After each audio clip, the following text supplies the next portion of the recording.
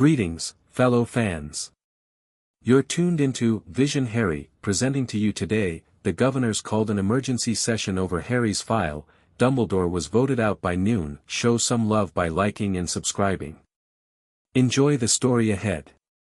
Chapter 1. The file. The owl arrived at breakfast on a Tuesday, which was, Hermione had once informed Harry with the confidence of someone who'd researched the matter, statistically the most unremarkable day of the week. She was wrong about that, as it turned out. Harry was halfway through a plate of eggs when the bird came through the great hall's enchanted ceiling, not through the usual owl post entrance where hundreds of letters arrived each morning in a comfortable, familiar chaos. This one came from the staff table direction, angling sharp and low over the Gryffindor table, and it dropped a single sealed envelope directly onto Professor McGonagall's porridge. She looked at it the way you look at something you've been dreading. Harry noticed. He noticed because he'd spent 7 years learning how to read rooms, how to read faces, how to know when something was about to go wrong before it announced itself. Survival had been his first curriculum long before Hogwarts.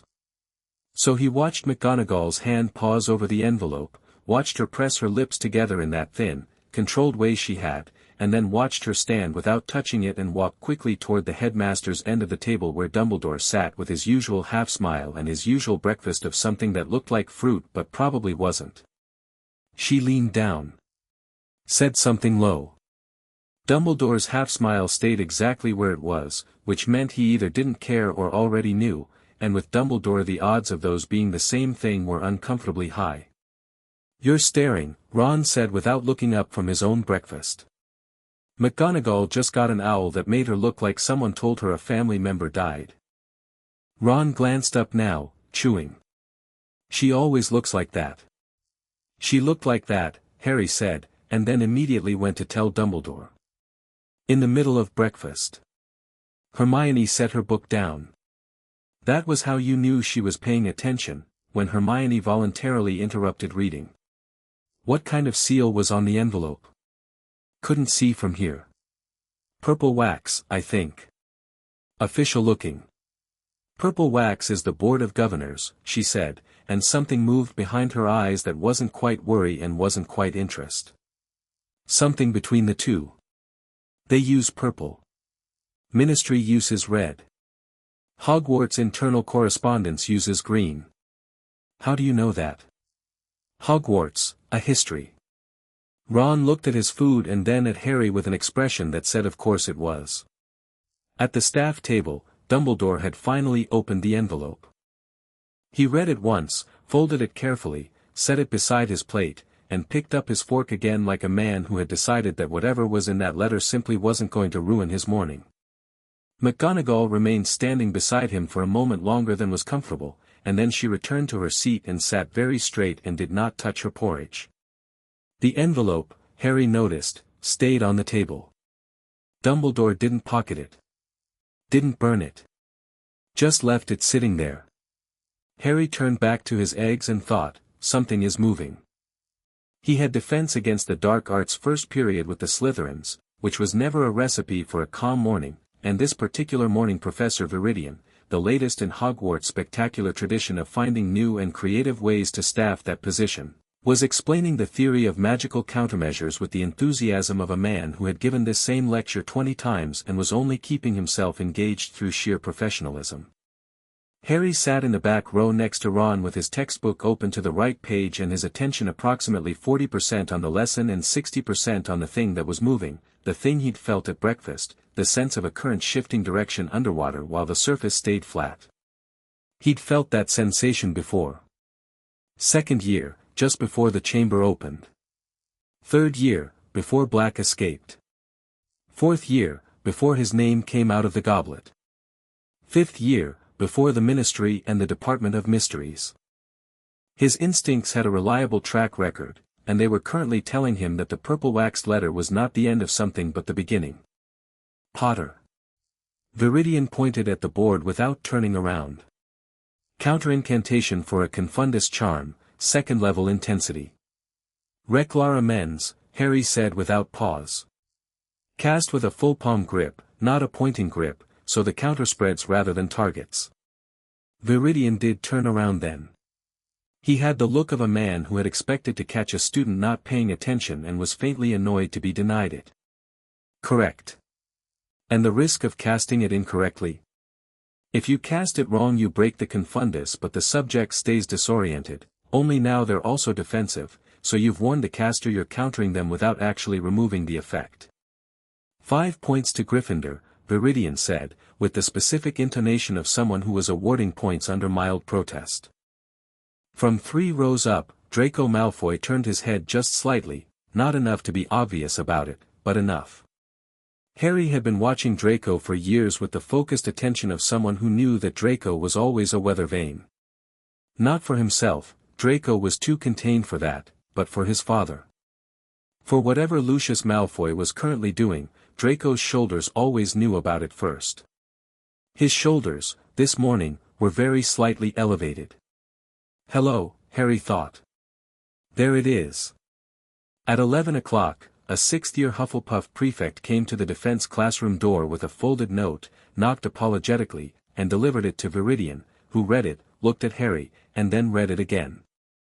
Potter. You're wanted in the headmaster's office. The whole class looked at him. Harry stood, collected his bag in one smooth motion, and said, "Thanks," to Viridian in the casual tone of someone who had been summoned to the headmaster's office enough times to have stopped treating it as an event. In the corridor, the Hufflepuff prefect, a girl named Lydia something, he could never quite catch her last name, handed him the note and left quickly, like proximity to him might be contagious. He read it walking. Please come to my office at your earliest convenience. Lemon drops are not on offer today. APWBD. The absence of lemon drops as a social lubricant meant Dumbledore wasn't in the mood to charm him into anything. Which meant the conversation was going to be direct, which was such a departure from how Dumbledore usually operated that Harry slowed his pace slightly and read the note one more time. Then he folded it into his pocket and walked faster. The stone gargoyle moved aside when Harry said sherbet lemon, still the password despite the note's disclaimer, which was exactly the kind of small irony Dumbledore trafficked in, and he climbed the rotating staircase and knocked once on the heavy oak door. Come in, Harry. The office was exactly as it had always been, crowded with instruments, warm with firelight, portraits of old headmasters dozing in their frames. Dumbledore stood at the window with his back to the door, which was new. He usually sat. He usually had the desk between them, which Harry had spent years understanding was not comfort but positioning. Standing at the window with his back turned was not a power move. It was something else. Sit down if you'd like, Dumbledore said. Harry didn't sit. He stood just past the threshold and looked at the room and waited, because that was another thing 7 years of survival had taught him, the person who fills silence first gives something away. After a moment, Dumbledore turned. He looked, and this was the thing that landed with real weight, old. Not in the physical way Harry was used to, the long beard and the lined face and the half-moon spectacles. Old in the way of someone who had just been reminded that time exists and that it has been patient. I imagine you heard something at breakfast this morning, Dumbledore said. I noticed something. There's a difference. The corner of Dumbledore's mouth moved. Indeed there is. You have always been remarkably good at noticing. He moved to his desk but didn't sit either, stood behind it with his hands resting on the surface, and Harry thought, he's centering himself. This is costing him something. The Board of Governors has called an emergency session, Dumbledore said. This afternoon, at 2 o'clock, in the boardroom at the Ministry. They have received a file. A compiled document regarding certain decisions I have made in my capacity as headmaster over the course of the past 7 years. Decisions that primarily concern you. The air in the room was very still. Who filed it? Harry asked. That is not entirely clear at present. What's in it? Dumbledore was quiet for a moment that lasted precisely as long as it needed to. Detailed documentation of each occasion on which I made choices that placed you in harm's way. The stone in your first year. The chamber in your second. The circumstances of your entry into the Triwizard Tournament. The events of the Department of Mysteries.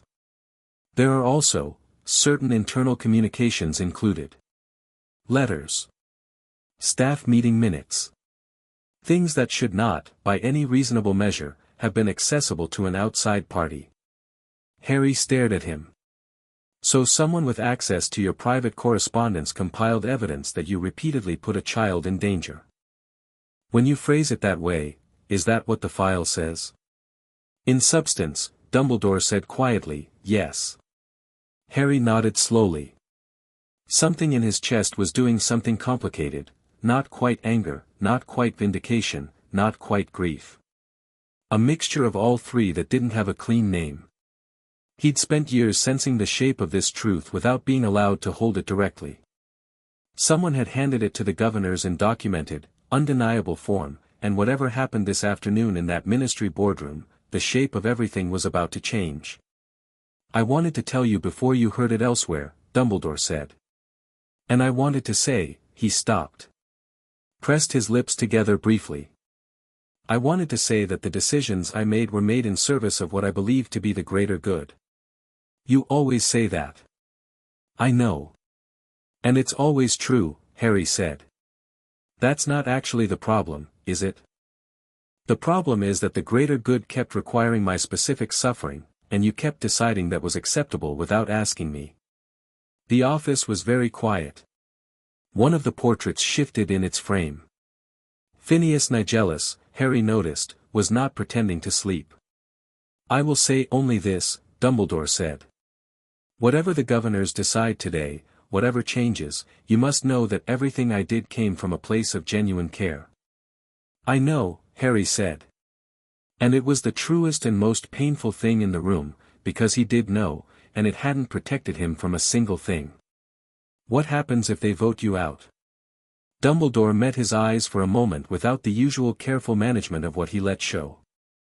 Then I leave Hogwarts. The board will appoint an interim headmaster. The ministry may try to install their own choice. A pause. That would not be good for the school. No, Harry said. Probably not. He picked up his bag from where he'd let it rest against his leg. Thank you for telling me. I mean that. He left before Dumbledore could say anything else, because there was nothing else that needed to be said, and because something was building in his chest that needed space around it, and the headmaster's office was not the place to give it room.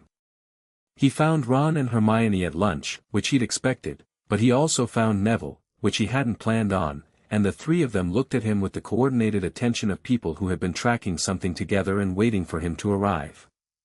Word travels, Ron said, by way of explanation. The Hufflepuff prefect who brought me the note has a loose mouth, Hermione added, with the tone of someone who disapproves but found it useful on this occasion. There's a rumor going around that the Board of Governors called an emergency session. Specifically about Dumbledore. Specifically about me, Harry said, and sat down. Specifically about the number of times Dumbledore put me in the path of something that could have killed me and framed it as necessary. The table was quiet for a moment. Is it true? Neville asked. His voice had the careful quality of someone asking a question they already half know the answer to. That it was deliberate. That he knew the risks and chose them anyway. I don't think he ever wanted me dead, Harry said. I think he wanted me shaped. And he decided the shaping required a certain amount of pressure. He picked up his fork. Someone compiled a file on all of it and gave it to the governors. Dumbledore told me himself this morning. He told you? Hermione said. He wanted me to hear it from him. Give him credit, he's not a coward about the things he actually does. He just frames them well. Harry ate a bite of food he couldn't taste. The session is at 2. Results probably won't reach us until tonight. If they vote him out, Hermione said slowly, the ministry will want to fill the vacuum. They'll move quickly. Fudge has been looking for an opportunity to get proper oversight in here since 5th year. I know. And whoever they install, I know, Hermione. She pressed her lips together in a near-perfect mirror, Harry noticed with bleak amusement, of the expression McGonagall had worn at breakfast. "What are you going to do?" He looked at her. "Wait and see what the governors decide. Then respond to what actually happens instead of what I think might happen." "That's very mature," Ron said, sounding vaguely surprised. "I've had practice." Harry looked back at his food. "Also, someone filed that report. Someone with access to Dumbledore's private correspondence and full knowledge of everything that's happened to me over the past 7 years. I want to know who." "It could be anyone," Hermione said. "A former staff member. Someone on the board. Even someone inside the Order." "It's someone who wants Dumbledore gone," Neville said quietly. "That narrows it down." They all looked at him. Neville had the earnest, steady look of someone who has thought about something longer than they've admitted. "It might not be an enemy. Could be someone who cares about Harry and doesn't like the way things have been managed." He glanced at Harry. "Or it could be someone who wants the power vacuum." The word Malfoy sat in the air between all four of them without anyone saying it. 2 o'clock came and went and the castle went about its business with the slightly held breath quality of a place that knows something is happening somewhere just outside its walls. Classes continued. The Charms corridor had a minor incident with an exploding practice target that nobody was badly hurt by. The weather outside turned gray and started raining, which Hogwarts had a way of doing when the emotional temperature of things needed marking. Harry sat through Transfiguration and watched McGonagall teach with her particular brand of precise intensity, and noticed that she checked the clock above the door 3 times in 40 minutes, which was 3 more times than she ever checked the clock, because McGonagall didn't need clocks, McGonagall was a clock. At 3:05, a ministry owl flew past the windows of the Transfiguration classroom, large, official gray, with the distinctive red message tube attached to its leg that meant ministerial correspondence. It was heading toward the castle's upper levels. The Headmaster's tower. McGonagall watched it pass the window and then turned back to the board and said, "Longbottom, demonstrate the partial vanishment of the brass candlestick, please," and her voice was perfectly steady and gave nothing away to anyone who hadn't been watching her all day. Harry had been watching her all day. At 3:30, the class ended, students gathered their things, and Harry stayed behind. Ron loitered near the door with the practiced casualness of someone who does not want to be caught loitering. McGonagall had her back to the room, reorganizing demonstration objects on her desk with more care than they required. "Professor," Harry said. "Potter." She didn't turn around immediately. "If you're staying behind to ask me about the Board of Governors session, I'm staying behind because you've checked the clock 3 times and you never checked the clock, and when that ministry owl went past the window you stopped breathing for a second." She turned around then. She looked at him with the full attention of those sharp, precise eyes, and for a moment she looked neither like a professor nor like an administrator but like a person who was carrying something heavy and had been doing so since breakfast. "The results have apparently been communicated," she said. "Given that the owl was bound for this castle. And I don't know yet what they say, Harry." She was quiet for a moment. "But I have been here for a very long time, and I can read the shape of events when they are in motion." She straightened a candlestick that didn't need straightening. The file the governors received was extensive. It was specific. It was the kind of document that takes real knowledge of this institution and real access to its private operations. "Someone on the inside," Harry said. "Or someone with a source on the inside." She finally looked at him directly. "It contained transcripts of staff meetings I attended. It contained portions of correspondence I watched Albus write." She paused. It was not, in its content, inaccurate. The room held that for a moment. "Were you angry?" Harry asked. "Reading it. Were you angry at him, or at whoever filed it?" McGonagall was quiet long enough that it became its own kind of answer. "Both," she finally said. "And at myself, which is perhaps the most uncomfortable part." She picked up a stack of essays from her desk.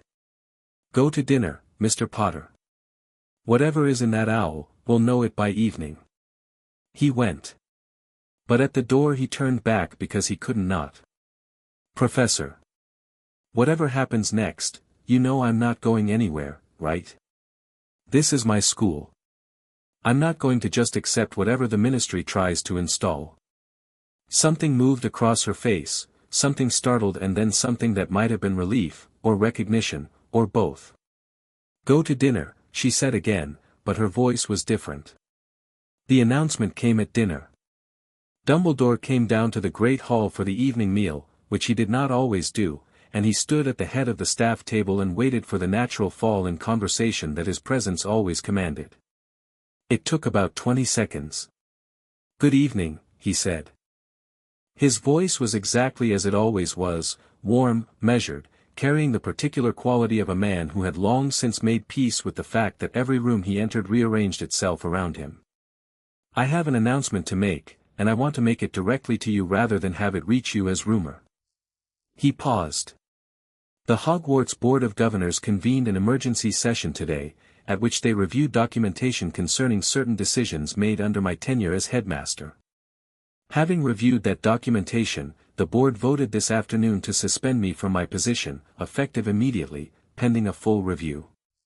The Great Hall's reaction was not a sound exactly. It was more like a collective sudden reordering, the sound of 300 young witches and wizards all updating their understanding of the world simultaneously. "An interim headmistress will be appointed," Dumbledore continued, "with the absolute calm of a man who has decided he will be dignified about this, and I will be cooperating fully with the board's review process. Hogwarts is in safe hands." He looked across the hall, and for just a moment his gaze landed on Harry with the precise, measuring look of a man reading one final thing, one final time. "This school has always been greater than any one person within it, including myself. Remember that." He sat down. The Great Hall erupted. Harry sat very still in the middle of it, the noise, the shouting questions, the horror from some quarters and the satisfaction from others, and let it happen around him. He felt Ron's hand clap his shoulder. He felt Hermione's sharp intake of breath beside him. He watched Draco Malfoy across the hall stand up from the Slytherin table, and even from this distance he could read the particular quality of Draco's stillness, not surprise. Not shock. Relief, Harry thought. Or triumph. Same face. He found himself thinking about the stone corridor outside the Chamber of Secrets when he was 12, scared and determined in equal measure and already understanding that nobody was coming to rescue him in any meaningful way. He thought about the graveyard. He thought about every moment he'd stood in front of something terrible with the particular clarity of a person who has no one to hand it off to. He didn't feel those things right now. He felt something cleaner. All right, he thought. Now we see what we're actually working with. He found the note slipped under his dormitory door at 9 o'clock, after the chaos of the post-announcement common room had settled into the lower-grade buzz of people who've processed the big news and moved on to speculation. It was a small piece of parchment, folded once, no signature. The handwriting was even and precise and unfamiliar. "Mr. Potter, you'll want to know who filed the report. You'll want to know what else is in it that Dumbledore didn't mention. And you'll want to know what's coming from the Ministry in the next 48 hours before it arrives. Third floor corridor, East Wing. 11 o'clock tonight. Come alone." Harry read it twice. Then he read it a third time with the specific attention he gave to things that were trying to tell him two things at once. It wasn't a threat. It wasn't sentimental. It wasn't trying to seem helpful, it was simply presenting information and an offer, in the way of someone who expects their time to be respected and doesn't feel the need to beg. He thought about Hermione's voice saying Lucius Malfoy in his head. He thought about Draco's face at the Slytherin table. He folded the note, put it in his pocket, and looked at his watch. He had 2 hours. He spent an hour in the common room, visible, talking about nothing with Ron, listening to Seamus and Dean argue about the Quidditch implications of a headmaster change, watching Hermione reread the same paragraph of a book 4 times. At 5 to 10 he stretched, mentioned he was going to bed, and climbed the stairs. He waited 12 minutes. Then he went out through the portrait hole with his invisibility cloak tucked under his arm, not worn, just in hand, because he wasn't hiding from anything, he just wasn't interested in being followed, and walked the corridors of Hogwarts toward the east wing of the third floor. The castle at night was a different thing than the castle by day. It breathed differently. The torches burned lower. The shadows moved with more intention.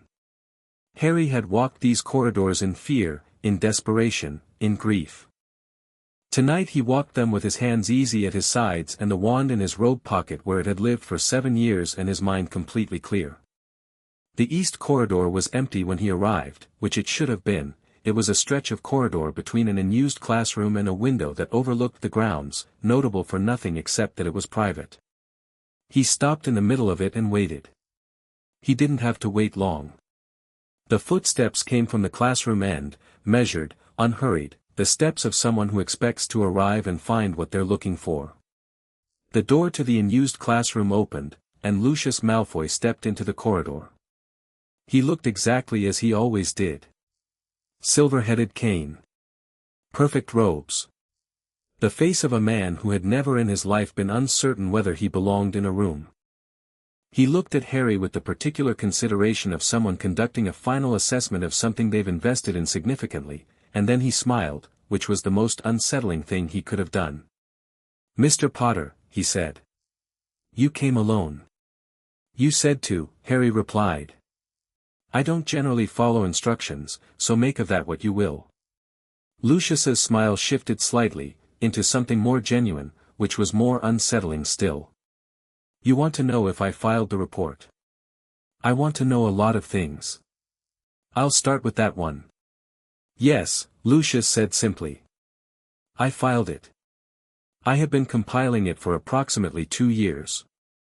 I have sources within the castle, I won't name them, partly for their protection and partly because you'd only try to investigate them and I'd rather you stay focused.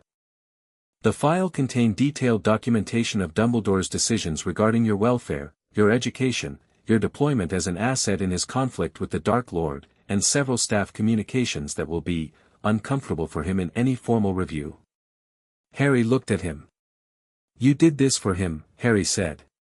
"Your master's gone, the Death Eater network is fragmented, Dumbledore's been the uncontested power in the wizarding world for the past year.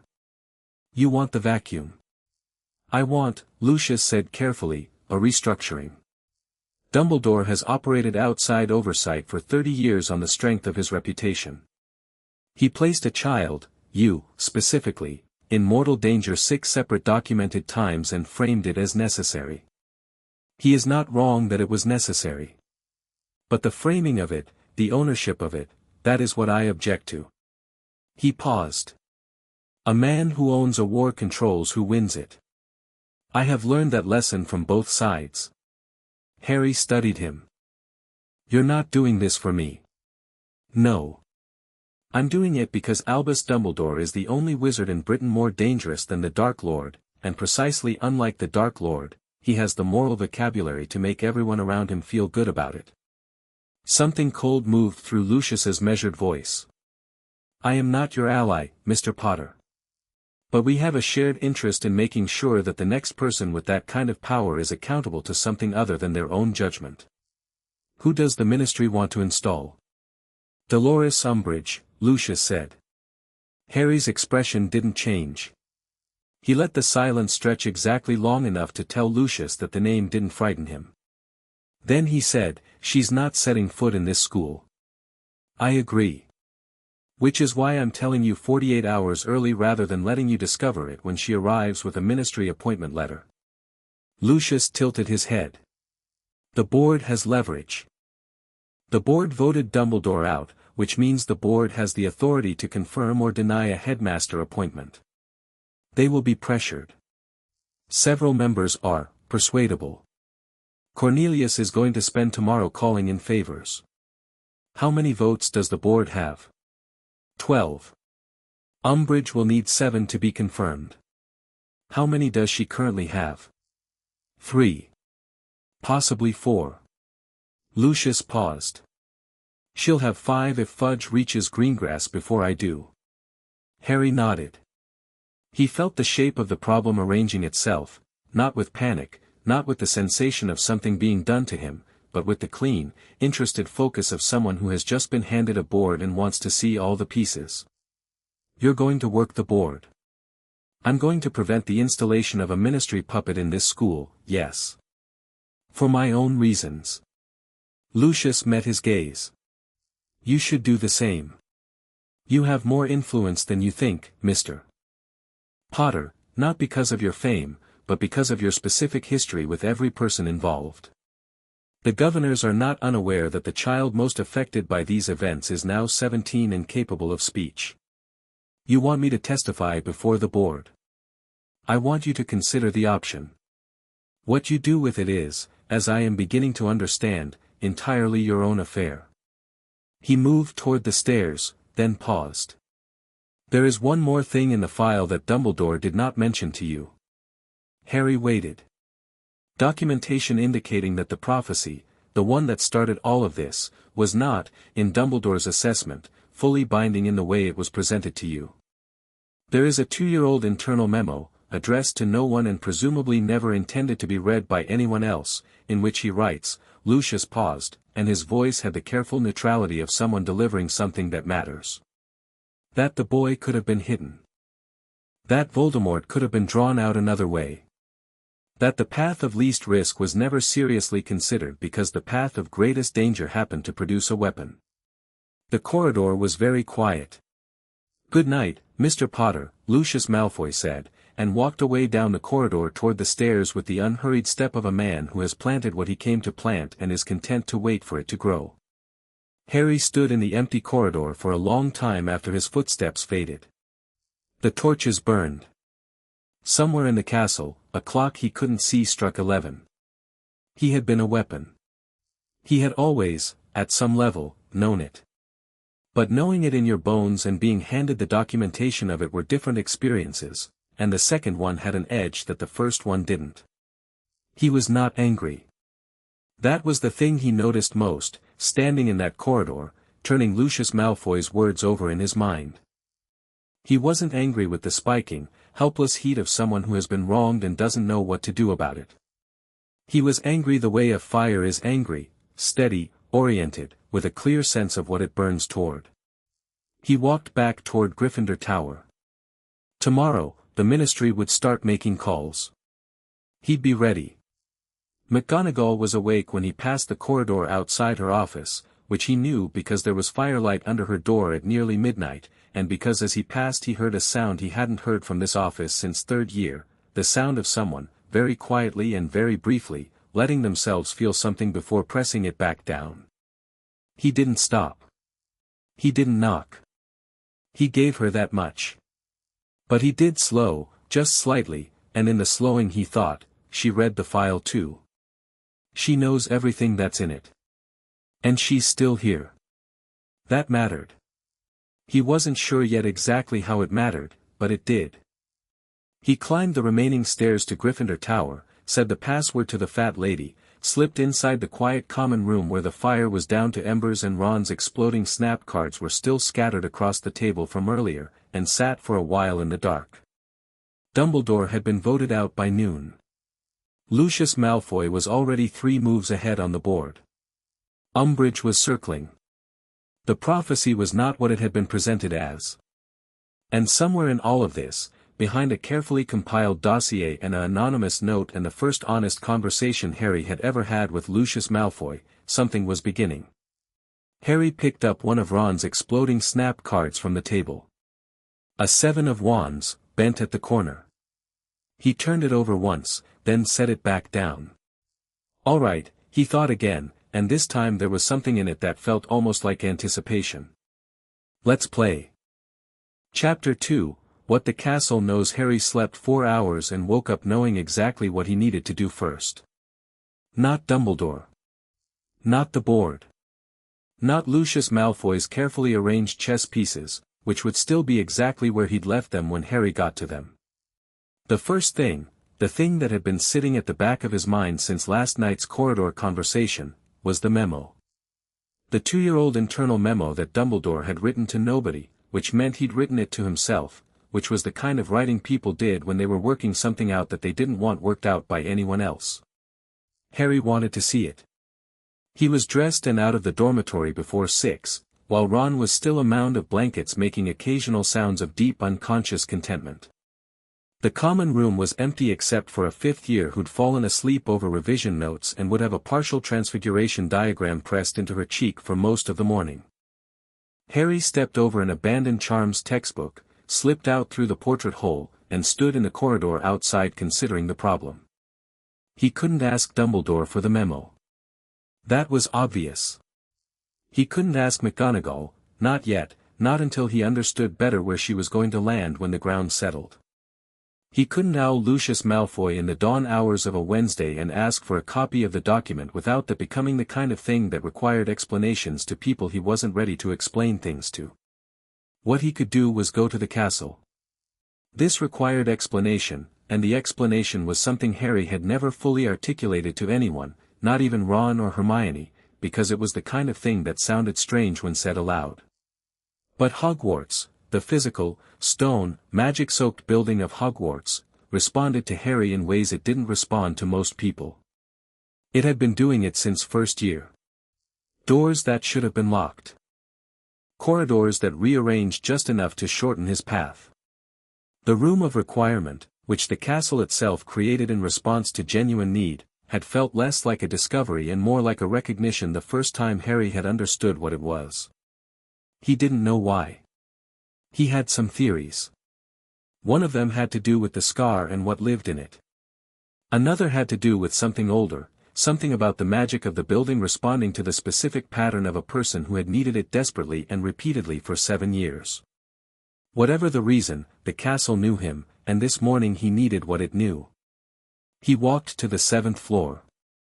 The room of requirement was not what he needed. He passed its door without stopping and kept walking, around the corner and down a shorter corridor that most students used as a shortcut to the astronomy tower, past the tapestry of Barnabas the Barmy and his ill-fated trolls, to a section of wall that Harry had passed 100 times and only recently started paying attention to. There was nothing visible. No door, no handle, no carved symbol. Just old stone, darker than the surrounding blocks, slightly cooler to the touch. He'd noticed the temperature difference in January, when he'd pressed his hand flat against it absently while waiting for Seamus to find a lost quaffle during a 6th-floor misadventure. He pressed his hand against it now. He didn't say a spell. He didn't have one. He just pressed his hand against the stone and thought, with the specific clarity he'd learned to summon when clarity was the only tool he had left, I need to understand what was decided about me. I need the truth of it. The stone was warm under his hand. Then warmer. Then it moved, not like a door swinging on hinges, but like a stone shifting in water, making room. The outline of an arch appeared in the darkness, low and old, and beyond it a staircase going down. Harry went down. He'd been in Hogwarts sub-basements before, the kitchens, the Hufflepuff common room corridor, the storage chambers underneath the Quidditch changing rooms. But this space was different from all of those. It wasn't designed for students or staff. It was designed for the castle itself, a long, vaulted chamber lit by the blue-white glow of magical light sources he didn't recognize, not torches, not wandlight, but something ambient and sourceless that made the whole space feel like being inside something thinking. Along the walls were shelves. Not the organized, catalogued shelves of the library. These were older and denser, full of things he didn't have names for, objects in cases, rolls of parchment in hanging clips, small locked boxes stacked 3 deep, a collection of framed portraits too small to recognize from a distance. And documents. Hundreds of documents, not arranged in any obvious system, but not chaotic either. Patient, like a place that knows where everything is and simply hasn't been asked in a long time. Harry walked slowly between the shelves. He was looking for the memo, but he wasn't hunting for it exactly. He was letting his attention move the way he'd learned to let it move in dangerous situations, soft-focused, peripheral, trusting the part of his brain that noticed things before he consciously did. It took about 3 minutes. A single piece of parchment in a clip on the 4th shelf from the bottom, midway down the left wall. No label. He would have walked past it if it hadn't felt warm, the same warmth as the stone upstairs, the castle's way of pointing without pointing. He unclipped it and read it standing there in the blue light. The handwriting was Dumbledore's, distinctive, looping, the particular slant of someone who'd learned to write in a different era. It was dated 2 years ago, mid-March, and it was addressed to no one. The question I have been avoiding: could the boy have been kept from the direct path entirely? The answer, in full honesty, yes. The original prophecy requires only that the one with power to vanquish the Dark Lord be trained, protected, and present for the final confrontation. It does not require the extended exposure to danger that has characterized H's time at this school. Several of the incidents, the stone, the chamber, the tournament, were scenarios that could have been managed differently. The stone could have been stored elsewhere. The chamber was a known risk I chose to minimize rather than eliminate. The tournament, I will not discuss in writing, but the truth of that decision is one I carry with full understanding of its cost. There was a path of lesser danger. I chose not to take it because the path of greater danger produced something I believed we could not manufacture otherwise, a boy who has faced death so many times that he no longer flinches from it. A person trained not by curriculum but by surviving the curriculum that tried to kill him. I tell myself this was necessary. Some days I believe it. The memo ends here because the next sentence would be one I cannot write. Harry read it twice. The second time slower than the first. Then he carefully clipped it back exactly where he'd found it and stood in the blue-lit chamber with his hands at his sides. He'd been right about what it contained and wrong about how it would feel to read it. He'd expected anger, clean, directing anger, the kind he'd felt in the corridor last night. What he actually felt was quieter than that. It was the specific feeling of a thing you've been trying to prove to yourself finally being proved, which is not triumphant and not relieved but just done. The effort of the uncertainty was finished. Dumbledore knew. Dumbledore had always known. And he'd made the choice anyway, and lived with it, and the memo was the evidence of a man who was smart enough to understand what he was doing and complicated enough to keep doing it. Harry understood complicated. He wasn't simple himself. But he was done being the choice someone else made.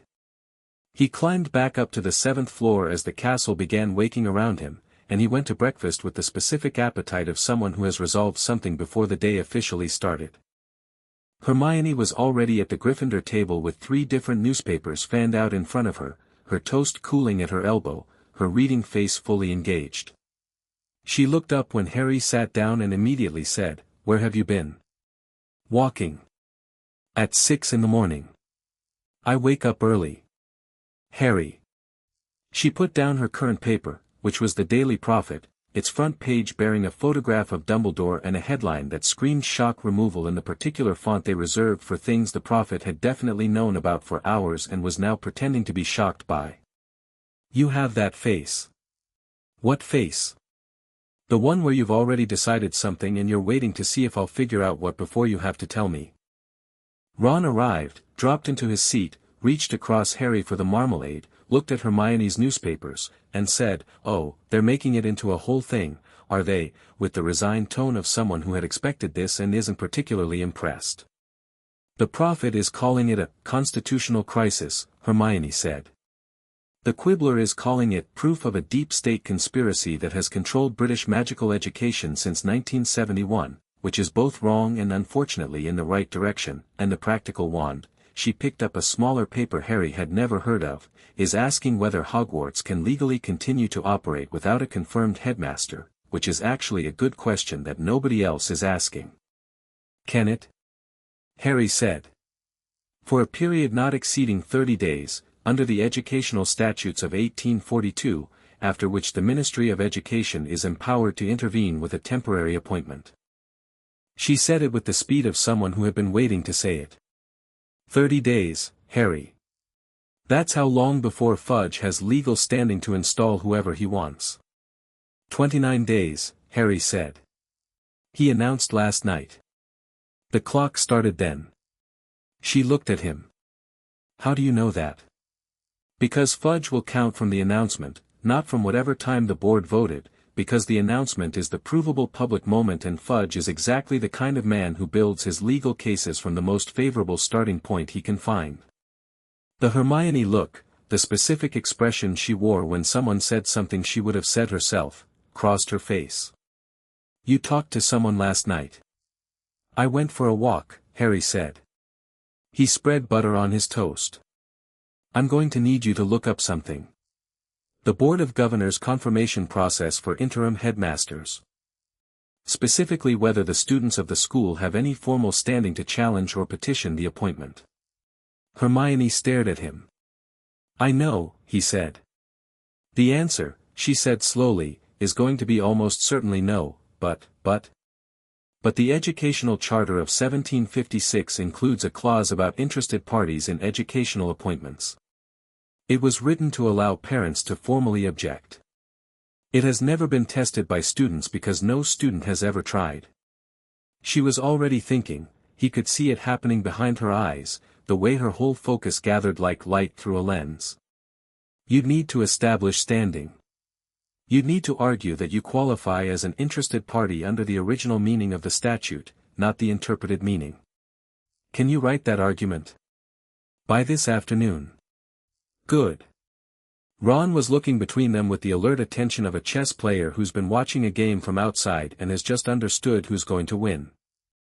"You're going to challenge the appointment. Publicly.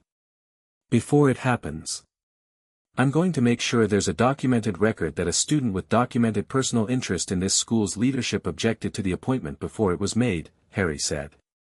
"Which means if they ignore it, they're on record ignoring it. And if anyone wants to make noise about that later," he glanced at Hermione. "Amelia Bones at Magical Law Enforcement would make very effective noise," Hermione said quietly. "She's been looking for a reason to audit the Ministry's educational oversight since Umbridge left this school." Harry looked at her. "How do you know Umbridge is who they're planning to install?" Hermione picked up her toast. "I listen," she said simply. "The fifth-year Ravenclaw prefects were talking about it in the library last night. One of them has a father on the board." Harry ate his breakfast and felt the moving current from yesterday morning steadying into something with direction, with velocity. Around them the great hall was loud and speculative, the entire student body having apparently spent the night processing Dumbledore's announcement and arrived at breakfast with the stored energy of a group that has decided the normal rules might not apply today. Third years were talking too loudly. A Slytherin seventh year had the prophet spread flat on the table and was making pointed comments to whoever would listen. The Ravenclaws had organized themselves into what looked like a formal debate. Somewhere at the staff table, McGonagall was eating breakfast with the upright, contained energy of someone who has made a decision but hasn't announced it yet. Harry watched her for a moment. Then he looked at the staff table more carefully. Dumbledore wasn't there. He was gone by mid-morning. That was the word that passed through the school with the speed of bad news, which is always faster than the good kind. Dumbledore had spent the night packing the specific personal belongings that were his rather than the school's, had had a brief meeting with McGonagall that several people claimed to have observed and none of them credibly, and had left through the main gates at approximately 9 o'clock with a single trunk and his phoenix fox on his shoulder, looking, by all accounts, like a man taking an unhurried morning constitutional rather than departing an institution he had run for 40 years. Harry heard about it in the corridor between potions and the library and felt something that wasn't quite sadness and wasn't quite relief but lived in the same neighborhood as both. Neville caught up to him outside the library door. "Can I talk to you about something?" Neville's voice had a quality Harry had learned to pay attention to. There was a Neville who was uncertain, who second-guessed himself into paralysis. And there was a Neville who had decided, who had crossed some internal threshold and was now simply executing. This was the second Neville. "Walk with me," Harry said. They found an empty classroom on the second floor, an unused Muggle studies room that smelled of chalk and old wood and was lit by watery morning light from a single tall window. Neville shut the door and stood with his hands loose at his sides. "The file included something about my parents," he said. "And about the prophecy." Harry went still. "How do you know what was in the file?" Because the same person who sent it to the board sent a partial copy to Augusta Longbottom. A pause. My grandmother. She wrote me last night, it arrived with the evening post. She told me, he stopped, organized his thoughts with visible effort. The prophecy could have fit either of us. You know that. Dumbledore chose to interpret it as pointing to you specifically, because Voldemort marked you. But the documentation suggests that in the months after the prophecy was made, when both our families were in hiding, Dumbledore assessed both families' situations and made a determination that yours was more controllable. More workable. Harry looked at him. He chose me because I was more useful. Because you were an orphan, Neville said, with the flat directness of someone who has already worked through how much that hurts and come out the other side. Because you had no family who would push back.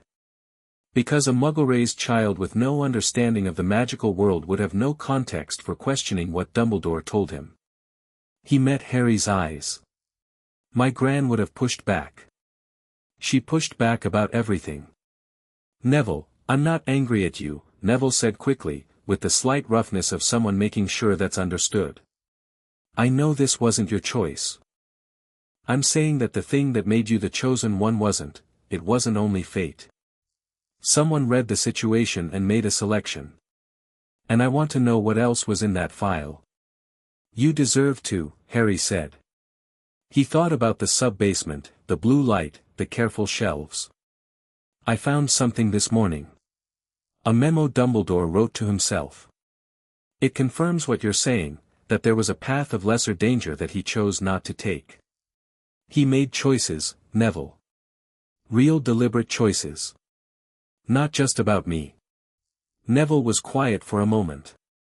Through the window, the grey morning had shifted slightly warmer, a strip of white light moving across the chalk-dusty desk at the front of the room. What do we do? Neville asked. I'm going to appear before the board, Harry said. I'm going to make a formal statement. And I want you there with me. He watched Neville's face. Not because I need backup. Because what happened to your family is part of this story, and the board should hear it. Something settled in Neville's expression, the specific look of someone being given back something they hadn't realized had been taken from them. My grandmother will come. She'll want to speak too. Good, Harry said. She sounds terrifying. The board could use terrifying. Neville actually smiled. She once reduced the head of magical law enforcement to tears in under 4 minutes. I was 7. It was the proudest day of my life. The castle changed in the hours after Dumbledore left. It was subtle, a first year wouldn't have noticed it. But Harry, who had grown up in a house where the emotional atmosphere of an absent adult changed the entire quality of the air, noticed it immediately. Hogwarts was not grieving. It was not celebrating. It was something more complicated, a building reassessing its own center of gravity, the way a large ship shifts when its ballast changes. Portraits talked more. Ghosts moved through walls more frequently, as if they were checking things. The moving staircases shifted to different configurations 3 times between breakfast and lunch, which was unusual even by their standard. And in the afternoon, when Harry walked past the stretch of corridor outside what had been the headmaster's tower, he felt it clearly, the castle paying attention to him, a specific quality of attention, like eyes turning. He stopped walking. He put his hand on the wall, the way he'd done this morning on the 7th floor. The stone was warm immediately. He said, not out loud but in the way of a clear thought directed somewhere specific, who is the castle asking for? It was a strange question and he couldn't have explained why he asked it in those words. But the warmth under his hand increased for a moment and then 2 things happened simultaneously, the temperature peaked, and from somewhere down the corridor, McGonagall's office door opened. She stepped out and saw him with his hand on the wall and said nothing for a moment, just looked. I was just passing, Harry said. I've been watching this castle for 30 years, McGonagall said. Those staircases have rearranged 4 times today. The library's restricted section unlocked itself this morning and I had to reseal it manually. The charms corridor has had a constant low-grade harmonic resonance since 8 o'clock that Phileas can't find a source for. She looked at him with her full, clear attention. And a student with the most complicated magical signature this school has processed since Tom Riddle was enrolled here is standing in my corridor with his hand on the stone. Harry took his hand off the wall. You think the castle is responding to him being gone? I think the castle is responding to something, she said. Come inside. Her office was nothing like Dumbledore's. Where his had been layered and arcane and slightly overwhelming, hers was organized and direct, a large desk, a fireplace that burned without fuss, neat shelves of administrative records, a single framed photograph of a Quidditch team he didn't recognize from what looked like 20 years ago. She sat behind her desk and looked at him and said, without preamble, I read the full file. I know. All of it. Not just the summary that went to the board. Someone delivered a complete copy to me at 6 o'clock this morning. Unsigned. Through standard post. She folded her hands on the desk. I want you to know that I am, the word angry is insufficient. But that is not why I asked you in here. She paused. I asked you in here because in approximately, she glanced at her clock, 4 hours, a ministry owl is going to arrive at this castle with a formal letter of appointment for Dolores Umbridge as interim headmistress, and I intend to be extremely problematic about it. Harry looked at her. I am the deputy headmistress, she said, in the tone of someone reading from a statute. Under the educational charter, the deputy assumes responsibility for daily school operations during a headmaster's absence pending appointment confirmation. This has been the case since Armando Dippet briefly took ill in 1953, and I have every intention of citing that precedent loudly to anyone who will listen. She needs 7 votes from the board to be confirmed, Harry said. She currently has 3, maybe 4. McGonagall's eyes sharpened. How do you know that? I had a conversation last night. With? He met her eyes and held them. She made the connection, he watched it happen. Something moved across her face, complicated and controlled. Lucius Malfoy, she said flatly. He has his own reasons. But his math is the same as ours. His math, she said carefully, is never the same as anyone else's. He is not doing this to protect this school. No, Harry agreed. He's doing it to dismantle one kind of unaccountable power so he can install a different kind. I know that. It doesn't make the board votes he can keep away from Umbridge any less useful. He watched her face. I'm going to appear before the board. I want to formally petition against her appointment. Hermione has been working on the legal standing argument. Neville Longbottom and his grandmother will both appear. McGonagall was quiet for a long moment. Then she said, You've been planning this since last night. I've been thinking since last night, Harry said. There's a difference. Something shifted in her expression, not amusement exactly, but a first cousin of it. You sound like, she stopped. Like who? Like someone who has been in this castle long enough to know how it works, she said, which was not what she'd been going to say, and they both knew it. She straightened some papers on her desk that didn't need straightening. I will formally assume deputy's authority over school operations as of this afternoon. The ministry owl will be received and acknowledged, but the appointment letter will be held pending board confirmation, which I am legally entitled to demand. Thank you, Harry said. Don't thank me yet. When Fudge realizes I'm blocking him he will, she paused. He will be very unpleasant. He usually is, Harry said. It's one of his more consistent qualities. She looked at him for a long moment. He had the sense of being measured against something, some standard she was applying, and he waited without anxiety for the assessment to finish. There is something in that file, she said finally, that I need to ask you about. Not the memo, I assume you know about the memo. His expression confirmed it. Specifically the section pertaining to the events of your first year. The section regarding a decision that was made even before you arrived at this school. The protection, Harry said. The blood magic. Petunia. Yes. She looked at her desk for a moment. Dumbledore placed you with the Dursleys. You know that. What is perhaps less clear is that he did so having received a detailed psychological welfare assessment from a consulting Muggle specialist, a document included in the file, which raised significant concerns about the Dursley family as a placement. And he overrode it. She paused. Because the blood magic required a blood relative, and Petunia was the only one available, and the protection was non-negotiable in his assessment. The room was very still. He knew, Harry said. Not a question. He knew there were concerns, McGonagall said carefully. Whether he knew the specific, she stopped. I cannot speak to the specific details of your childhood with the Dursleys. But based on what I have read this morning, I believe he understood the placement was not a good one, and chose it anyway. Harry looked at the fireplace. A log shifted, sending up a brief flurry of sparks. He thought about a cupboard under some stairs. He thought about how normal he'd thought it was, all of it, because he'd had nothing to compare it to. Then he put it away, in the specific internal place he'd developed for things that needed processing in time he didn't currently have, and looked back at McGonagall. Okay, he said. She watched him. That's all. That's what I've got right now, he said. I'll get more later. Right now I need to focus on what's in front of me. She held his gaze and then nodded, once, sharply, with the look of someone acknowledging something beyond the words. The board session they're arranging to confirm the new appointment will be in 3 days. At the Ministry. She paused. If you appear before the board, Harry, not Mr. Potter, not the boy who lived, but you, it will change things.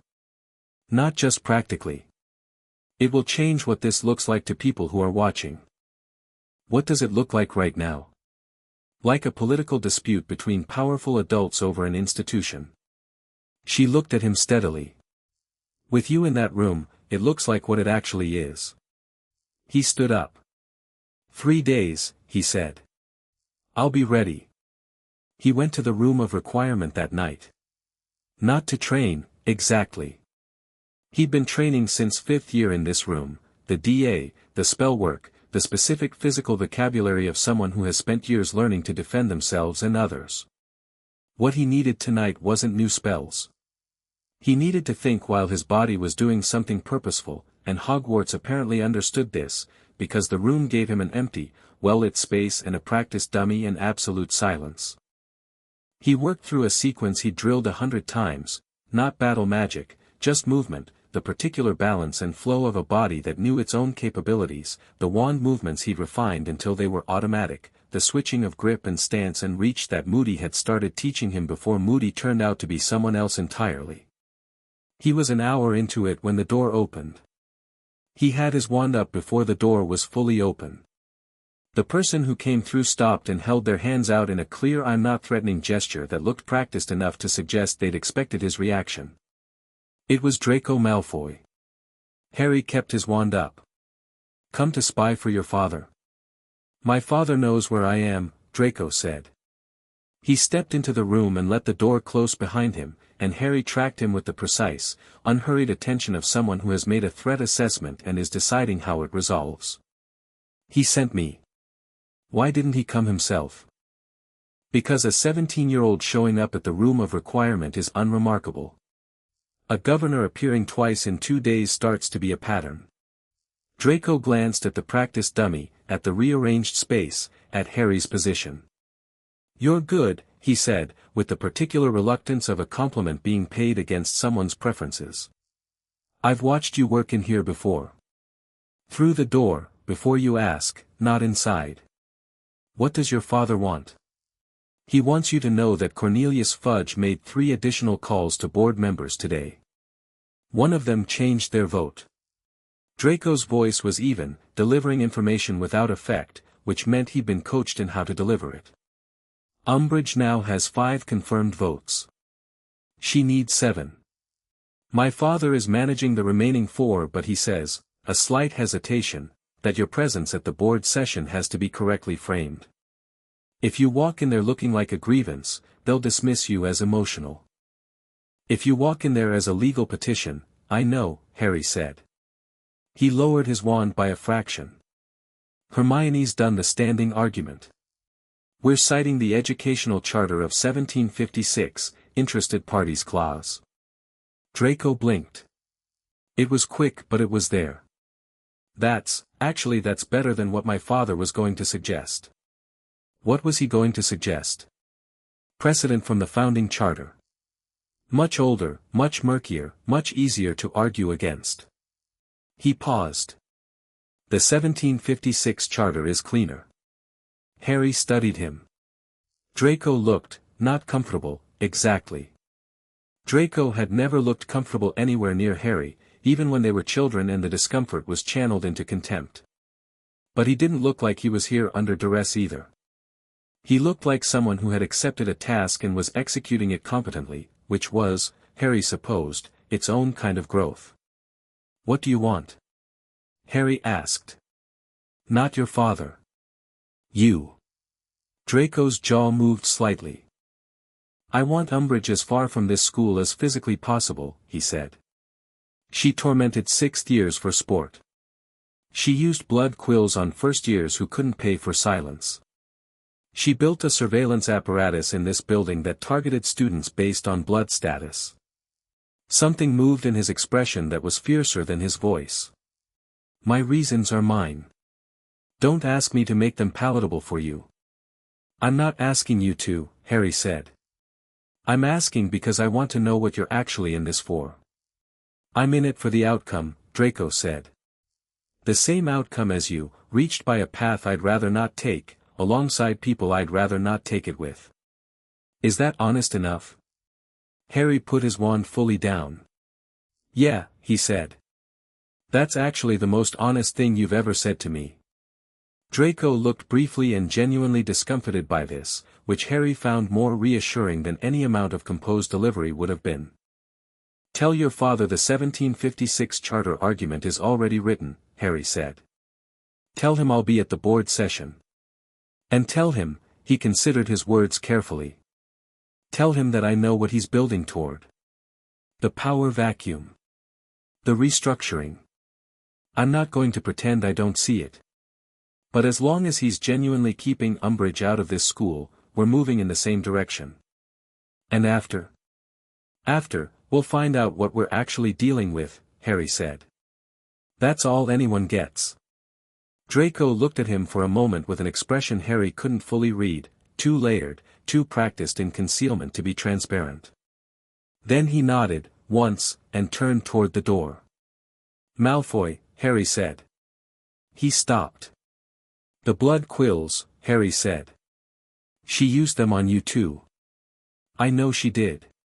In 5th year. A long, still moment. We don't talk about that, Draco said to the door. No, Harry agreed. We don't. But you're allowed to want her gone for personal reasons without it being a weakness. Draco left without responding. The door closed behind him.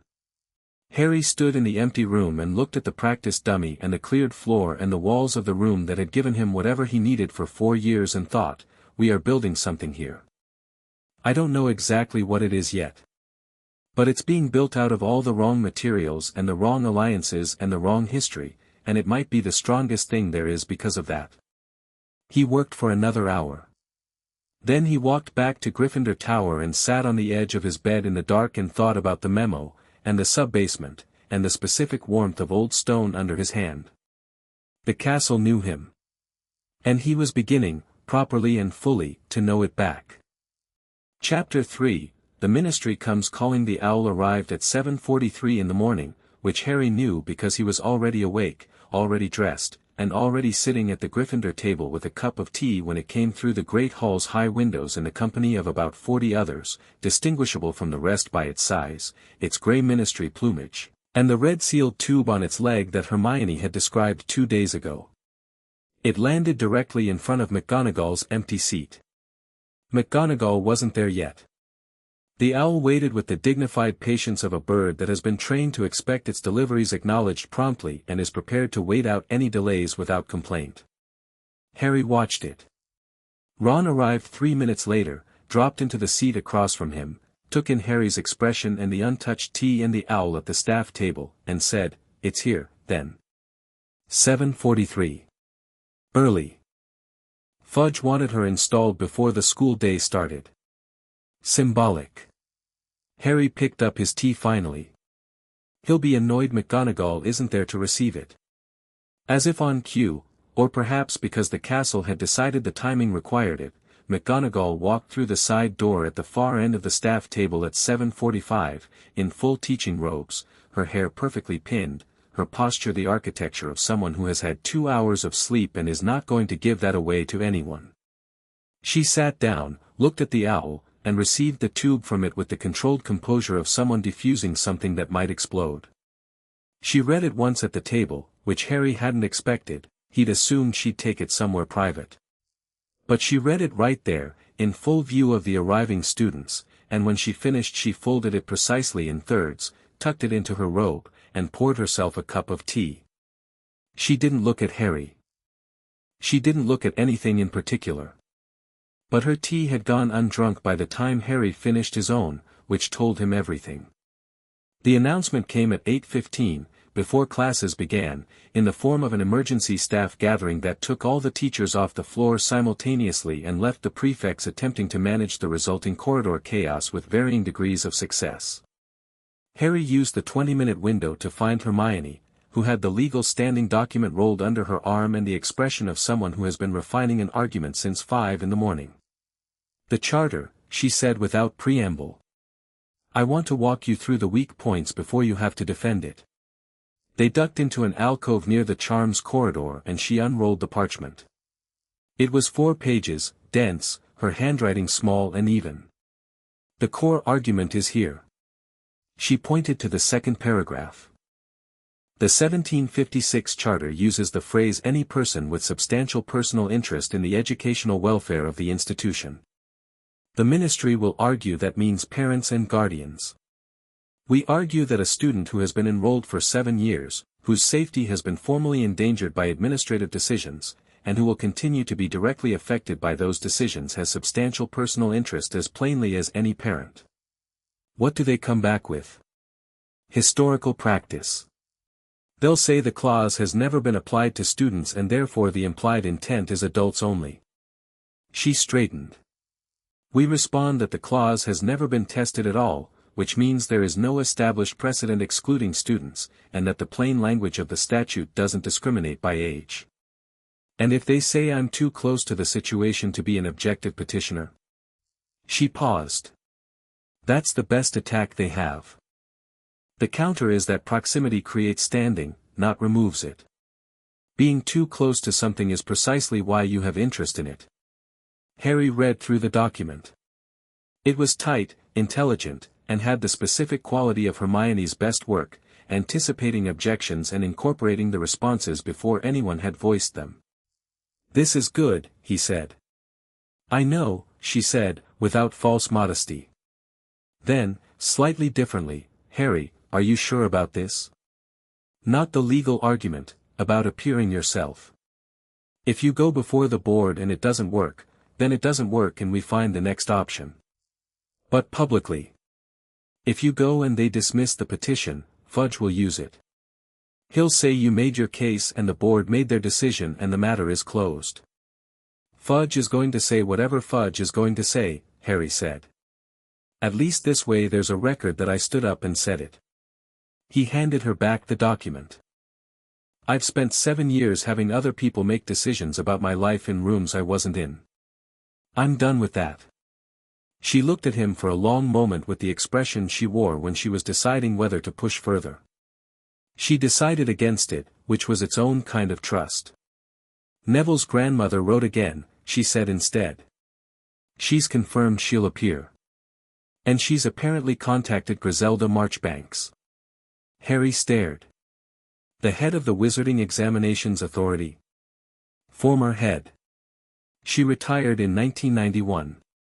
But she was also a Hogwarts governor for 11 years and she knows the founding charter better than anyone alive." Hermione allowed herself a small, satisfied expression. Augusta Longbottom and Griselda Marchbanks appearing together before the board should be clarifying for everyone involved. You've been busy. I've had 2 days, she said. I work fast when I'm motivated. Down the corridor, the sounds of returning teachers reached them, the particular rumble of a staff meeting breaking up. Harry tucked himself back into the general flow of students and made it to Charms without being formally late. Professor Flitwick taught with his usual precise enthusiasm, and Harry sat in the second row and worked through the day's practical with the part of his mind that was on it and listened with the rest. The staff meeting had ended with a quality of controlled tension that teachers were carrying into classrooms like something on their backs. Viridian had started his defense lesson by being 15 seconds slower to the door than usual. Sprout had rearranged the herbology greenhouse twice before class started. The castle, for its part, had responded to the morning's accumulated anxiety by making 2 staircases temporarily inaccessible and creating an inexplicable warm draft in the Transfiguration corridor that smelled, several students noted independently, of wood smoke and something older. At lunch, McGonagall stood at the staff table and addressed the Great Hall. A communication was received this morning from the Ministry of Magic, she said, and the hall went quiet with the speed of a room that has been expecting this.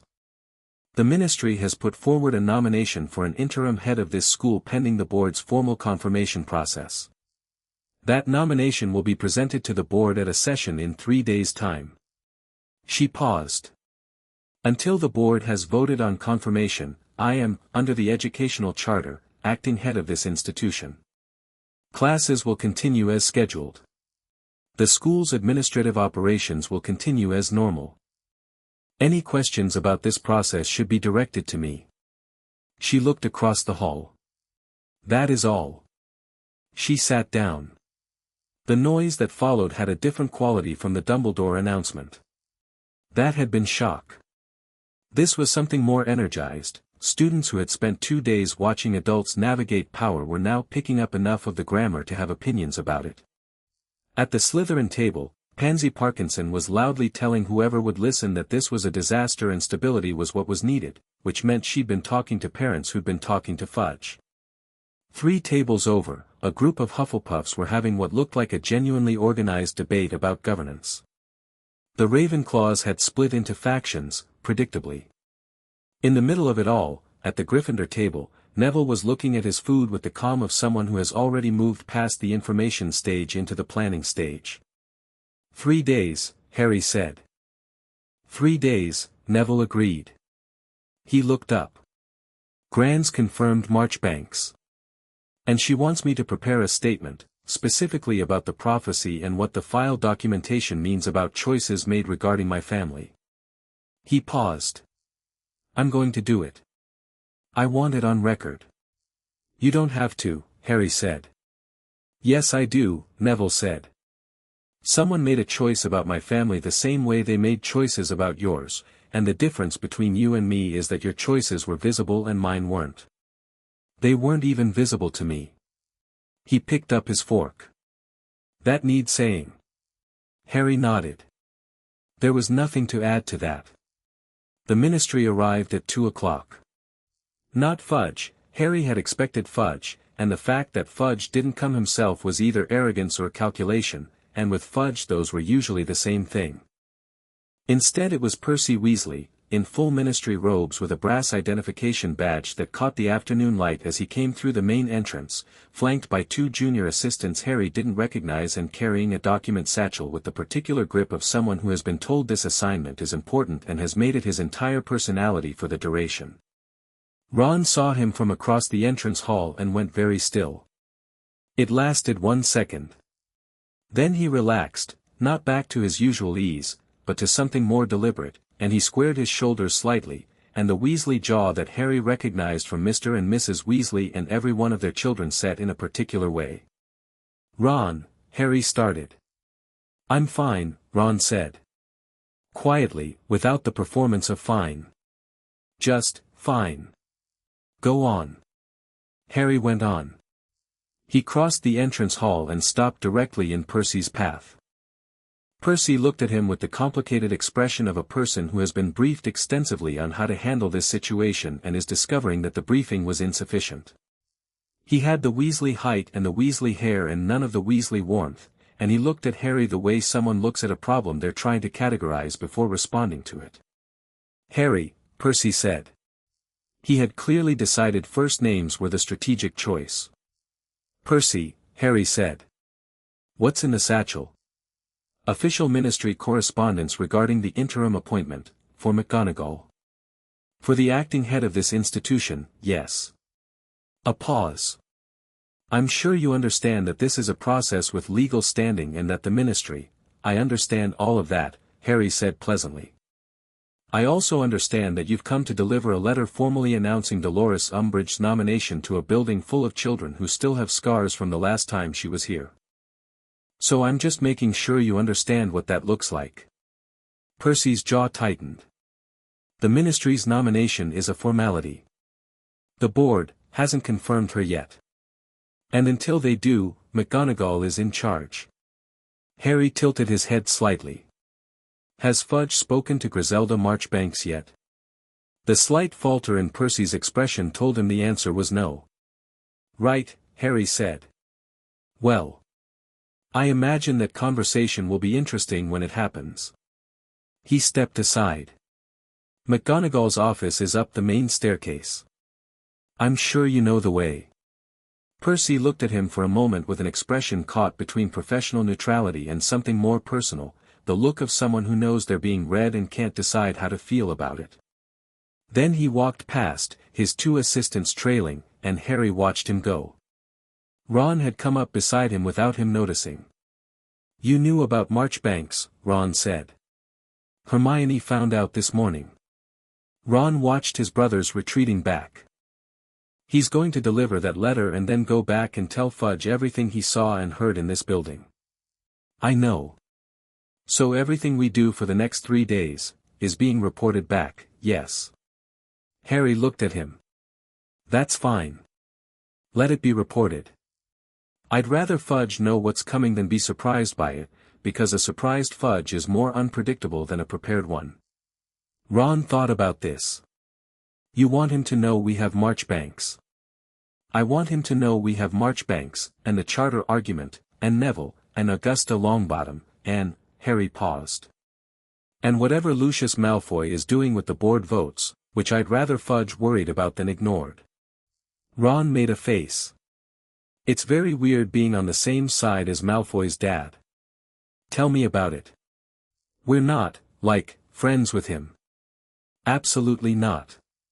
Just, pointing the same direction for now, Harry said.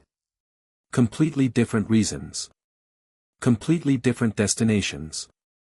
Right, Ron said, and then, with the particular tone he reserved for assessments of complicated situations, okay.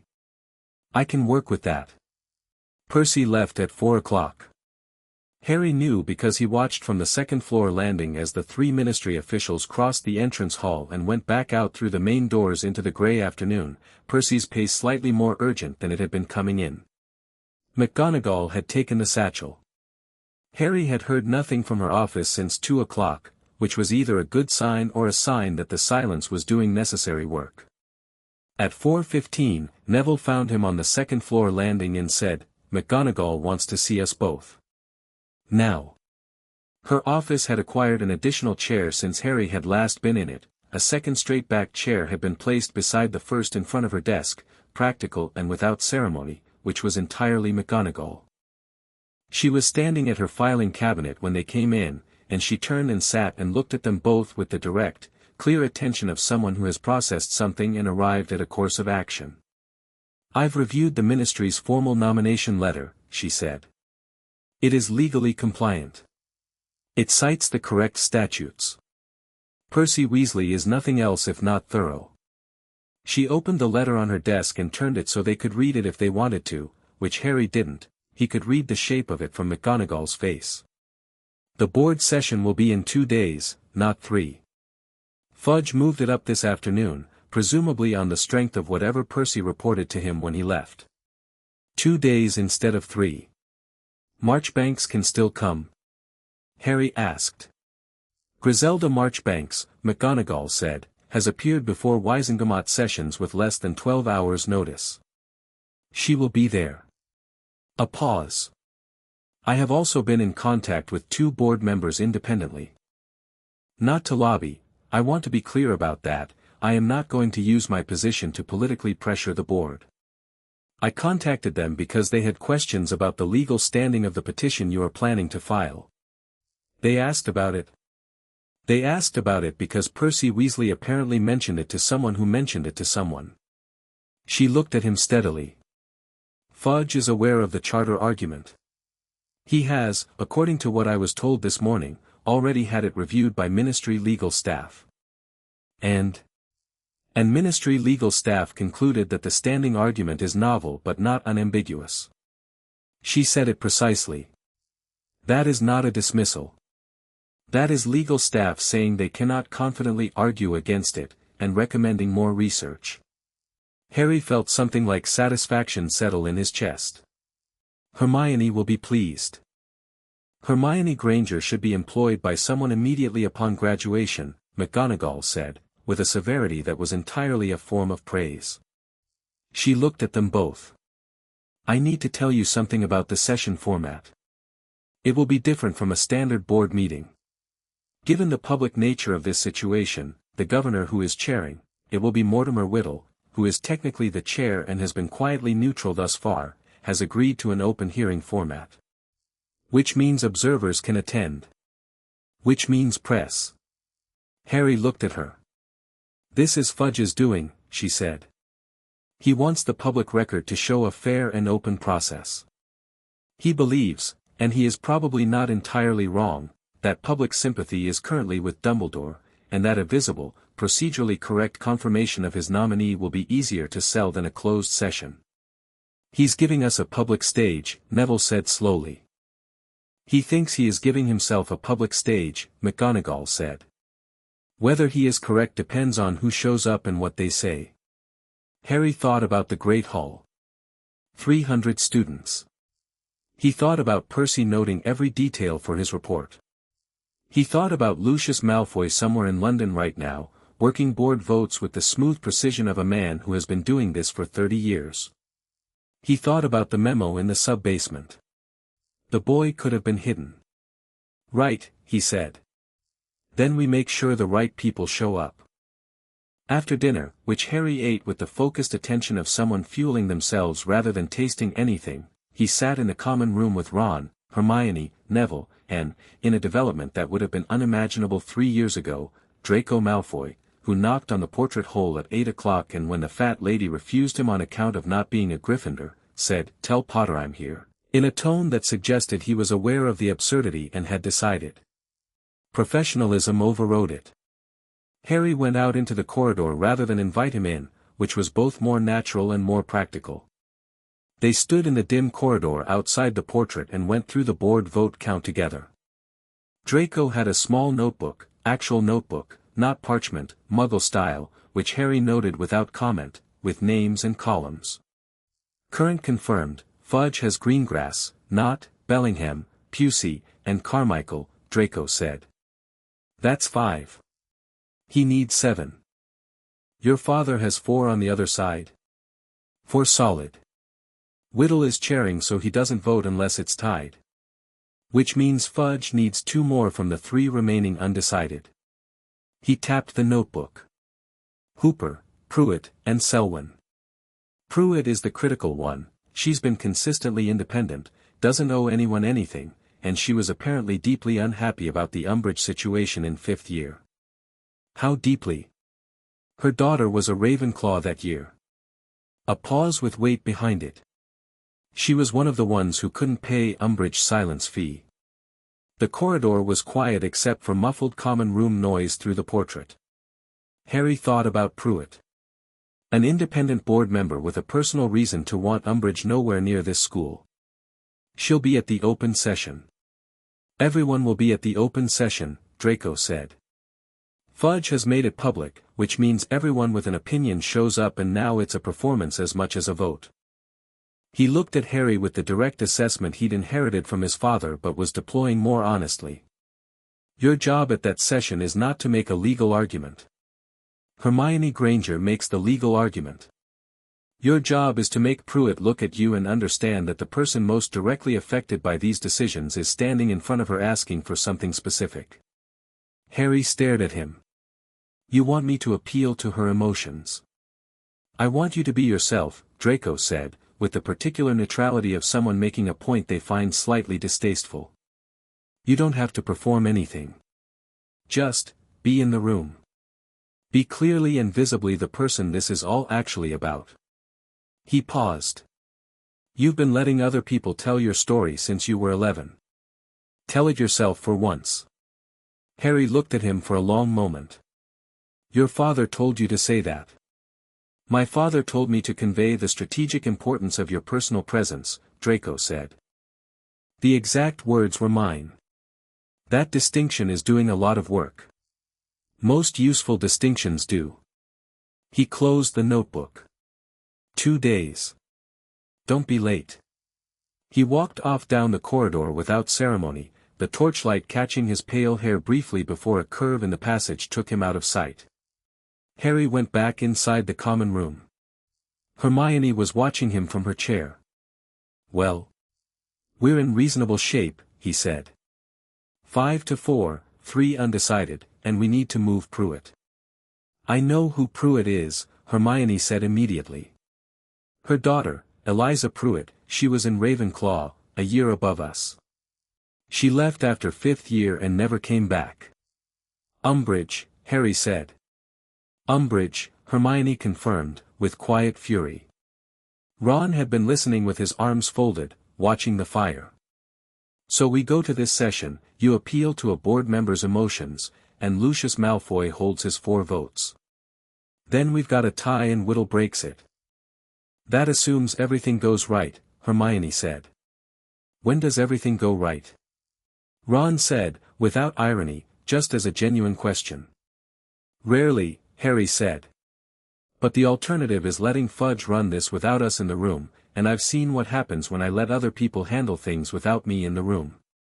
The Department of Mysteries, Hermione said. The Department of Mysteries, Harry agreed. Never again. That night, Harry went back to the sub-basement. Not for the memo this time. He went because the castle had been pulling at his attention all day in the specific way it had, the warm stone, the rearranged paths, the sense of something beneath the normal operations of the building that was oriented toward him. He went because he needed to understand what it was before he stood in front of the board in 2 days. The arch opened before he put his hand on the stone. Just slid open, the blocks moving aside with the quiet certainty of a door held open by someone who saw you coming. He went down into the blue light. The chamber was the same. The shelves, the objects, the old parchments in their clips. He walked slowly between the rows and let his attention do its soft focus thing and waited to see what the castle wanted to show him. It was a book. Not a dramatic book. Not ancient and arcane and written in blood, nothing like that. It was a standard-size registry, leather-bound, its cover worn at the corners and dark with age, sitting on a shelf at exactly the height where a person's attention naturally rested when walking. He took it down. The cover read, Hogwarts Warding Record, Proprietorial Succession and Castle Binding. He opened it. The first 40 pages were administrative, lists of headmasters, dates, the magical binding ceremonies that tied each new head to the castle's active defensive wards. Technical, dense, full of archaic terminology. He skimmed it with the attention of someone who was looking for a specific shape without knowing exactly what it looked like. He found it on page 47. A section titled, On the Condition of Unbound Succession. In the event that a headmaster or headmistress vacates their position without a bound successor being confirmed, the castle's warding intelligence, that accumulated magical consciousness which develops in any sufficiently ancient and enchanted structure, enters a period of orientation. During this period, the castle actively seeks to bind itself to the individual or individuals whose magical signature it judges most harmonically compatible with its own wards, protections, and core enchantments. This orientation period is not indefinite. If a confirmed successor is not bound within 30 days, the castle will complete its own binding to the most compatible person present regardless of that person's formal position. Harry read the paragraph twice. Then he read the next one. In documented historical cases, see Appendix D for the cases of 1453 and 1601, this informal binding has produced graduates and students who, though holding no administrative title, became functionally inseparable from Hogwarts' core magical operations. The castle did not defer to them. Rather, it recognized them as intrinsically part of its own magical identity. He stood in the blue light for a long time. He thought about his hand on the warm stone. He thought about the arch opening before he touched it tonight. He thought about 7 years of doors and corridors and secret passages and a room that created itself out of genuine need. He thought about the specific quality of the castle's attention when Dumbledore left. He thought, it's not that it chose me today. It's that it's been choosing me since I was 11 and neither of us knew what that was. He put the book carefully back on its shelf. He climbed out of the sub-basement into the 7th floor corridor, where the torches burned their steady low night burn, and stood with the stone warm around him and thought about what he was going to say in 2 days in front of 12 governors and whatever press Fudge had decided to admit in a room full of people who had all, in their different ways, been telling Harry Potter's story for him since before he could talk. He knew what he was going to say. It was simple, actually. Once you stripped away the legal framework and the political calculation and the board votes and the moves and countermoves, what he was going to say was just the truth. His truth, plainly spoken, by him, to people who needed to hear it from him specifically.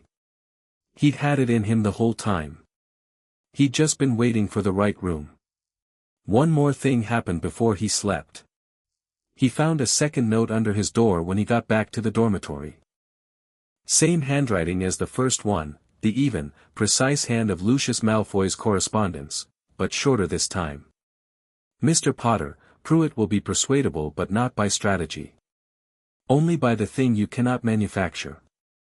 I thought you should know that before you spend the next 2 days preparing. The file contained one further document not yet discussed. A letter written by your mother, dated October 1981, 3 days before she died. She wrote it to Dumbledore. Its contents are relevant to your understanding of what was asked of her and what she agreed to. I will have it for you at the session. Not before. You should hear it there, in context, where you cannot make decisions based on it before you must. That is not cruelty. It is strategy, and you are smart enough to know the difference. Harry read it once. He folded it and put it with the first note in the inside pocket of his robe where he kept things he needed to remember were real. Then he lay down on his bed in the dark and looked at the ceiling and thought about his mother writing a letter 3 days before she died, and the specific, clean, enormous feeling of being about to find out something true. He slept, eventually. Outside, the castle breathed around him, old and awake and, in whatever way a building can be something, his. Chapter 4, Old Magic. The day before the board session arrived with the specific quality of a held breath. Harry felt at the moment he woke, not anxiety, nothing so unsteady as that, but a kind of compressed alertness, the feeling of a spring wound to its working tension and waiting to do what it was designed for. He lay in bed for approximately 90 seconds, cataloging what he knew, what he didn't know, and what he was about to find out, and then he got up. Ron was already awake, which was unusual enough to be its own kind of weather report. He was sitting on the edge of his bed in the gray pre-dawn light, not doing anything, just sitting, elbows on knees, looking at the middle distance with the expression of someone who is working through something too large for the hour. Harry sat on the trunk at the foot of his own bed. He didn't say anything. With Ron, sometimes the most useful thing was just to be in the same room and not require anything. After a moment, Ron said, "Percy old last night." Harry waited. He said, Ron stopped. Tried again. He said he's doing his job. That the ministry's position is correct and that personal feelings shouldn't interfere with proper institutional process. He looked at Harry with flat, clear eyes. He wrote it in the 3rd paragraph. After 2 paragraphs about procedure. He led with procedure. He led with procedure, Ron confirmed. Like that was the important part. He knows it's not, Harry said. He wrote it in the third paragraph because he needed to say it, but he also needed to bury it a bit. Ron was quiet for a moment. I know he's on the wrong side of this. Yeah. I'm not confused about that. He looked at his hands. He's my brother. And he keeps choosing the wrong thing. Not because he's a bad person, necessarily, but because he wants to be important, Harry said quietly. And the ministry makes him feel important, and being important matters to him more than being right does, right now. Ron looked at him. You're not wrong about that. It doesn't mean he can't change it. He did, eventually, before. Harry paused. This is a different version of the same choice. Maybe he makes it differently this time. And if he doesn't? Then he doesn't, and you deal with that. But you don't have to deal with it at 6 in the morning the day before you do something important. Harry stood up. Get dressed. Come to breakfast. Let Percy make his own choices and you make yours. Ron looked at him for one more moment, then nodded, the slow, decisive nod of someone closing a door on something not because it doesn't matter but because right now there's no room for it. He reached for his robes. They went to breakfast. McGonagall found Harry in the library at 9 o'clock. Not looking for him exactly, she came through the doors with a stack of Transfiguration marking under one arm and the look of someone who has multiple things to accomplish and has organized them by priority, and she spotted him at a back table where he was sitting alone with the warding record open in front of him, rereading the section on unbound succession. She sat down across from him without being invited, set her marking to one side, and looked at the open book. Where did you find that? She said. Sub-basement. 7th floor, east corridor side. He watched her face. There's a chamber down there. The castle let me in. The castle let you in, she repeated. Not disbelief, something more like careful reckoning. I have been in this building for 37 years, she said, and I have never accessed that chamber. You didn't need to, Harry said. I think it responds to need. And what did you need? He turned the book and slid it across to her. Read that section. She read it. He watched her face move through the text, starting with the professional attention of an administrator reviewing a document, and then something else replacing it gradually as the implications assembled themselves. When she looked up, her expression had the particular quality of a person to whom something has just become clear that changes the shape of many things before it. This is the castle binding, she said. Yes. And you believe, she looked at him carefully. You believe you're experiencing the orientation period it describes. I don't believe it, Harry said. I know it. My hand on the stone and the stone is warm before I ask it anything. Passages rearrange without me thinking about it. The room in the sub-basement was open before I touched it last night. He paused. It's been doing it for years. I thought it was the school. I didn't know it was the school specifically responding to me. McGonagall looked at the book again. This is extraordinary. It's also potentially useful, Harry said.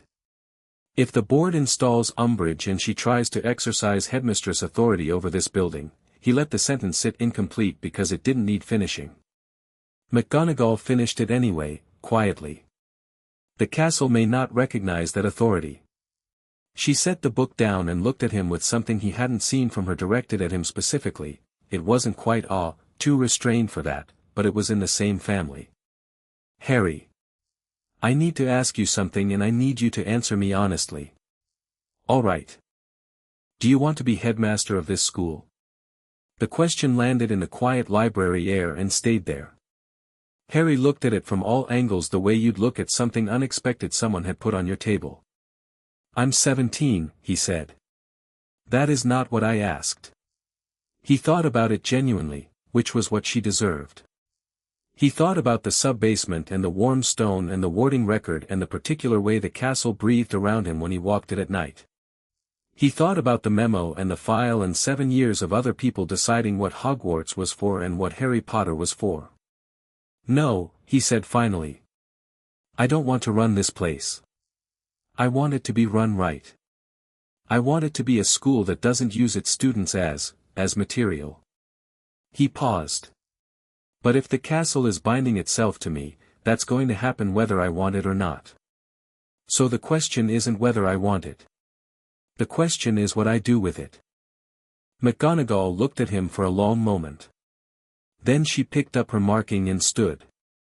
"I was wrong about something," she said. He waited.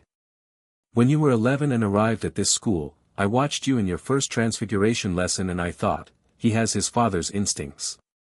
Quick, intuitive, physical. Brave in the way that doesn't always think first." She looked at him with the full, unsentimental force of someone correcting the record. "I was correct about the instincts. I was wrong about the not thinking first." She picked up the warding record and set it beside his bag. "Take this with you tomorrow. If the conversation requires it, it may be relevant." She left. Harry sat in the quiet library and thought, she just called me smart. In McGonagall language, that was an entire speech. He almost smiled. Hermione arrived at the table 20 minutes later, dropped a second document beside his arm, new pages, tighter argument, the product of another early morning, and sat down. "I've added a supplementary section," she said. "Based on what you told me about the warding record last night. If the castle itself is in an orientation period, then its current administrative status is technically in flux," Harry said. "In indeterminate flux," she said precisely, "which means that any appointment made before the binding period concludes exists in a legally ambiguous relationship with the castle's core operational authority. The appointment might be valid on paper and functionally unenforceable within the building." She looked at him. "I want to include this in the charter argument. It's a significant addition. It'll sound insane to the board. It'll sound insane until someone tests it by trying to exercise headmistress authority in a building that doesn't acknowledge the appointment," she said. "At which point it will sound prescient." She smoothed the pages. "I'd rather they think I'm eccentric now than impossible to argue with later." "Include it," Harry said. She made a small, satisfied sound and started annotating. Across the table, Harry thought about Lucius Malfoy's note. "A letter written by your mother, dated October 1981. He had been trying not to think about it with any specific intensity because Malfoy was right, making decisions based on it before he'd read it would be exactly the wrong kind of preparation. But it was there, in the back of everything, a warm undercurrent beneath the legal arguments and the vote counts and the castle's old magic. His mother had written to Dumbledore 3 days before she died. She had known something was coming. She had written it down. And Dumbledore had kept it for 16 years and never mentioned it, which meant either it implicated him or it implicated her or it implicated the situation in ways he hadn't been ready to share." Harry put it away again and focused on the document in front of him. Neville found him at lunch with Augusta Longbottom's most recent letter in hand, which he passed across the table without comment. Harry read it. "Neville, Marchbanks has confirmed her attendance.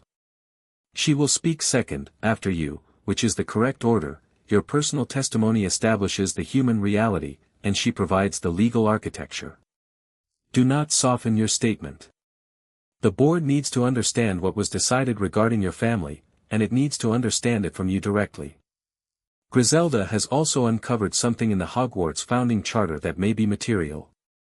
Something about the school's relationship to its students during periods of unbound succession. She is characteristically oblique about it but says it supports the Potter boys' position significantly. The charter argument your Miss Granger has written is sound. I have reviewed it. Tell her. Come home in one piece." Gran Harry passed it back. She reviewed Hermione's argument. "Gran reviews everything," Neville said, with the mix of exasperation and pride that was his standard register for his grandmother.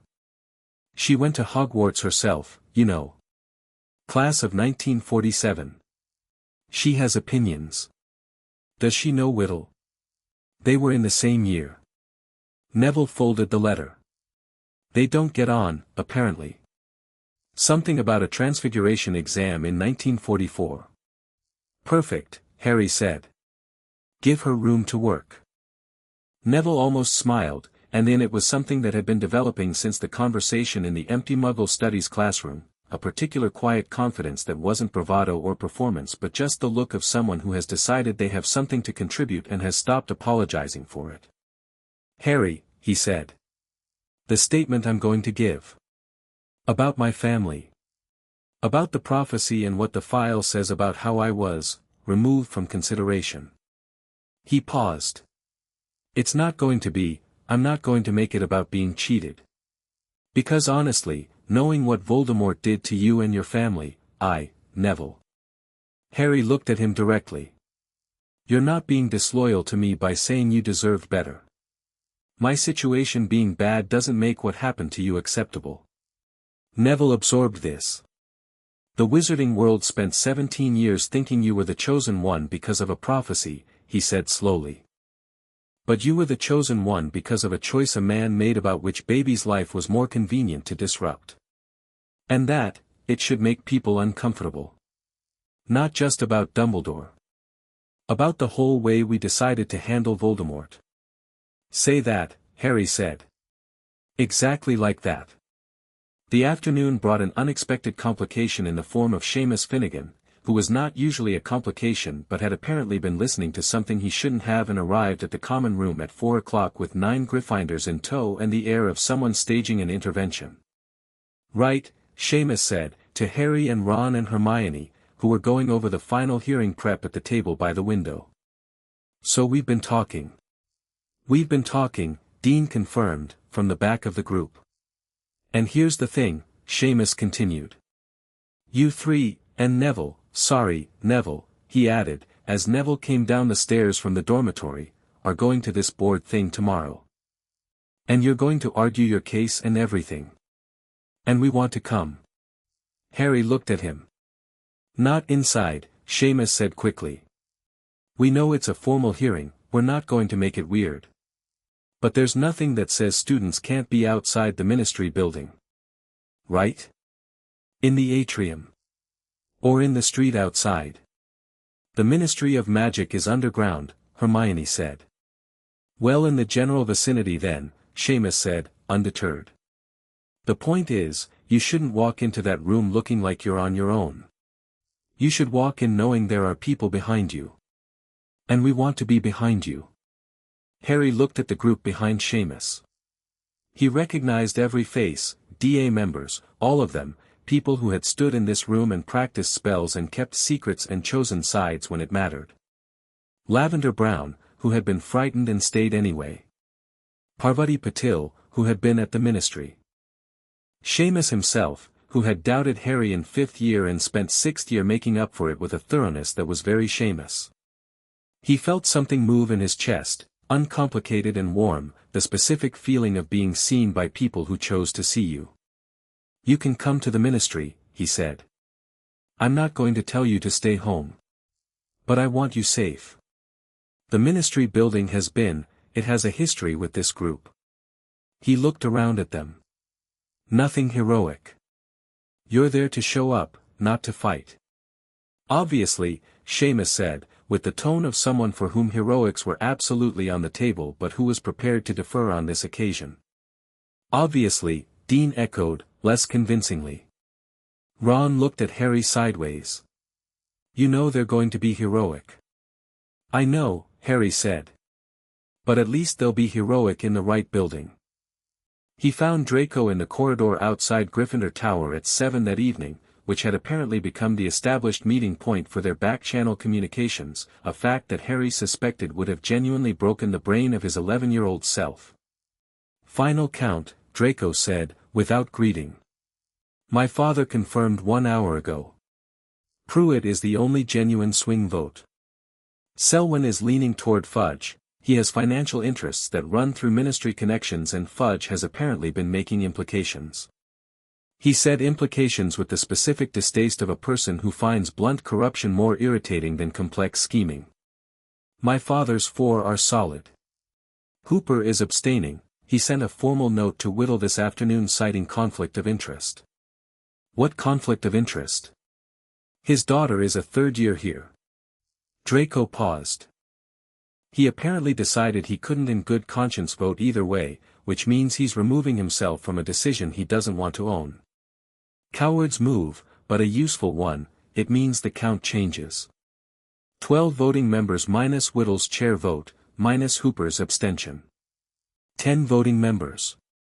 Umbridge needs 6 out of 10. Harry worked through it quickly. Fudge has 5 confirmed. He needs 1 more from Pruitt or Selwyn. Yes. And if he gets Selwyn, he has 6 and it's done regardless of Pruitt. Yes. A pause. My father is meeting with Selwyn tonight. The meeting was arranged this afternoon and I don't know exactly what's being offered. Draco's voice had a quality Harry had learned to read, not quite discomfort, but the slightly constrained tone of someone who finds a specific aspect of a situation unappealing and is being professional about it. I don't ask about all of my father's methods. But you know some of them. Draco looked at him with cool, clear eyes.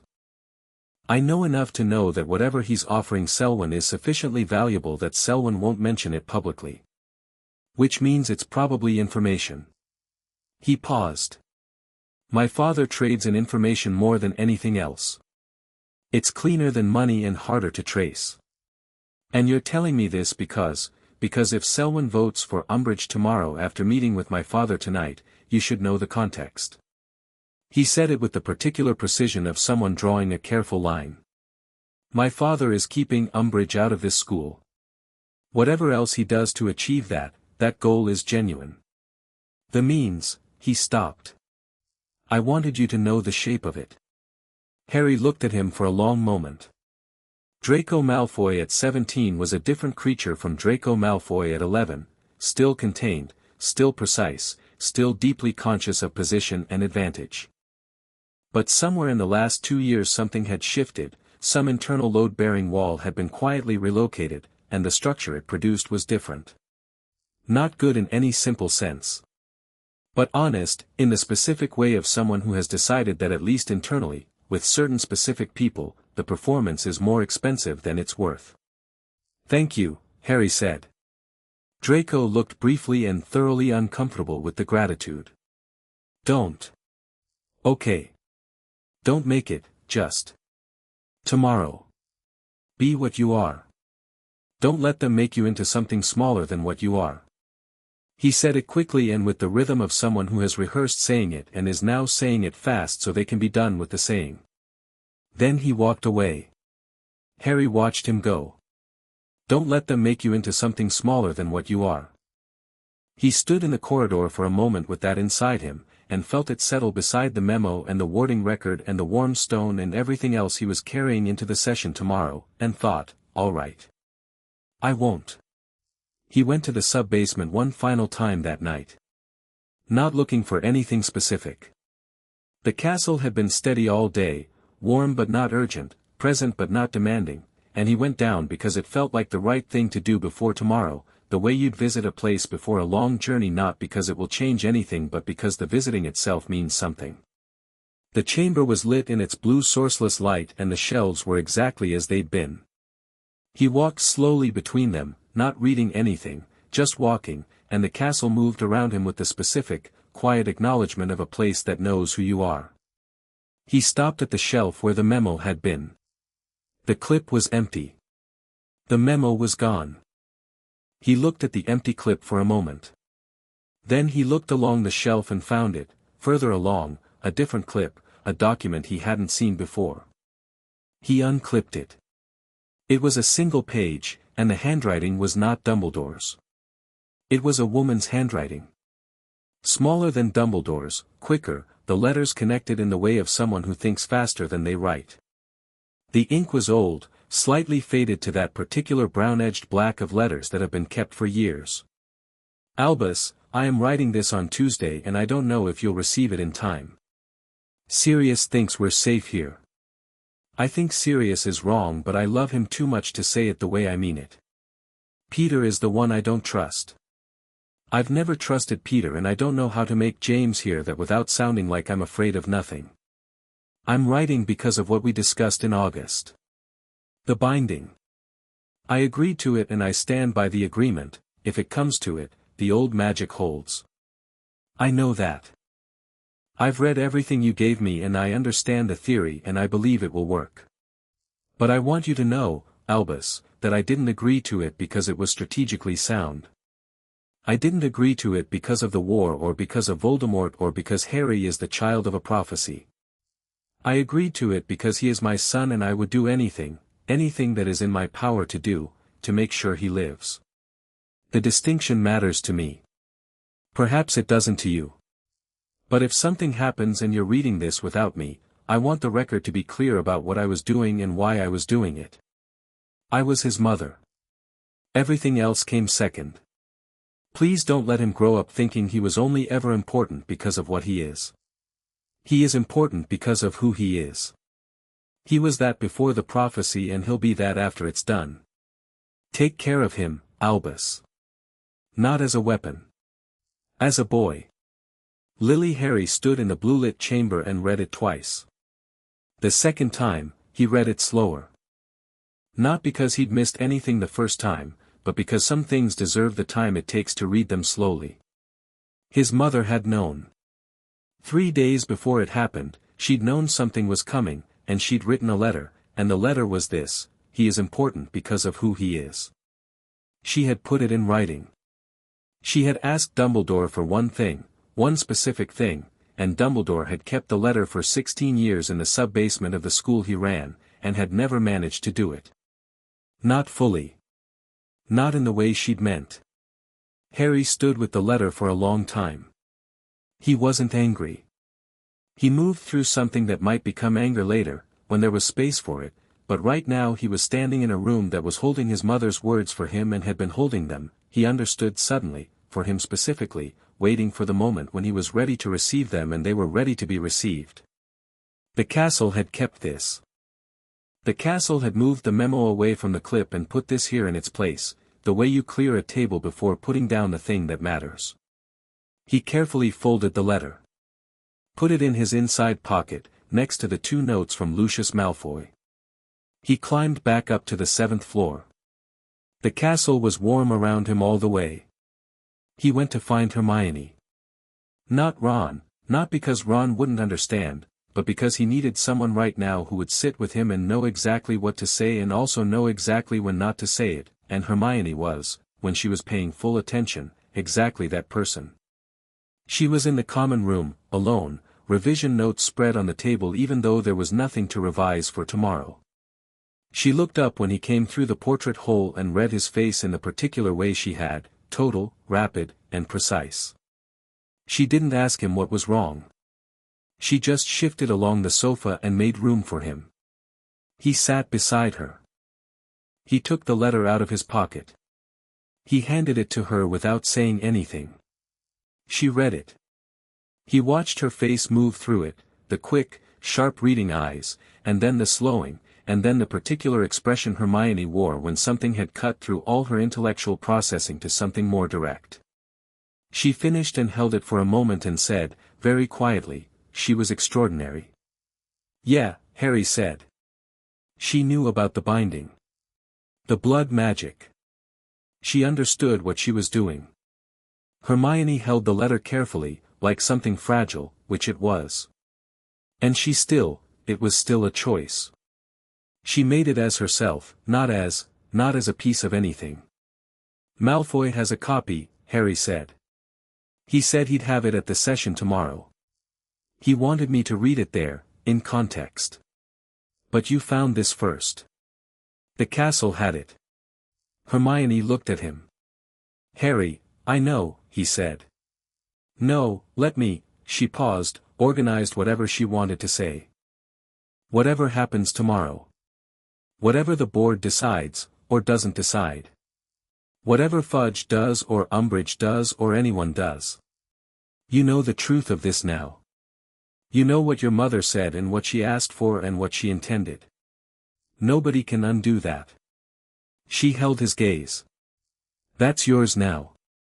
Whatever else happens, that's yours. He didn't say anything for a moment. She asked him to treat me like a boy, he said. Not like a weapon. I know. And he stopped. He cared. I know he cared. But he mostly didn't. I know, Hermione said again, softly. Harry leaned back against the sofa cushions and looked at the ceiling. The fire had burned down to a deep red glow. The common room was quiet around them. I'm going to read that letter out loud tomorrow, he said.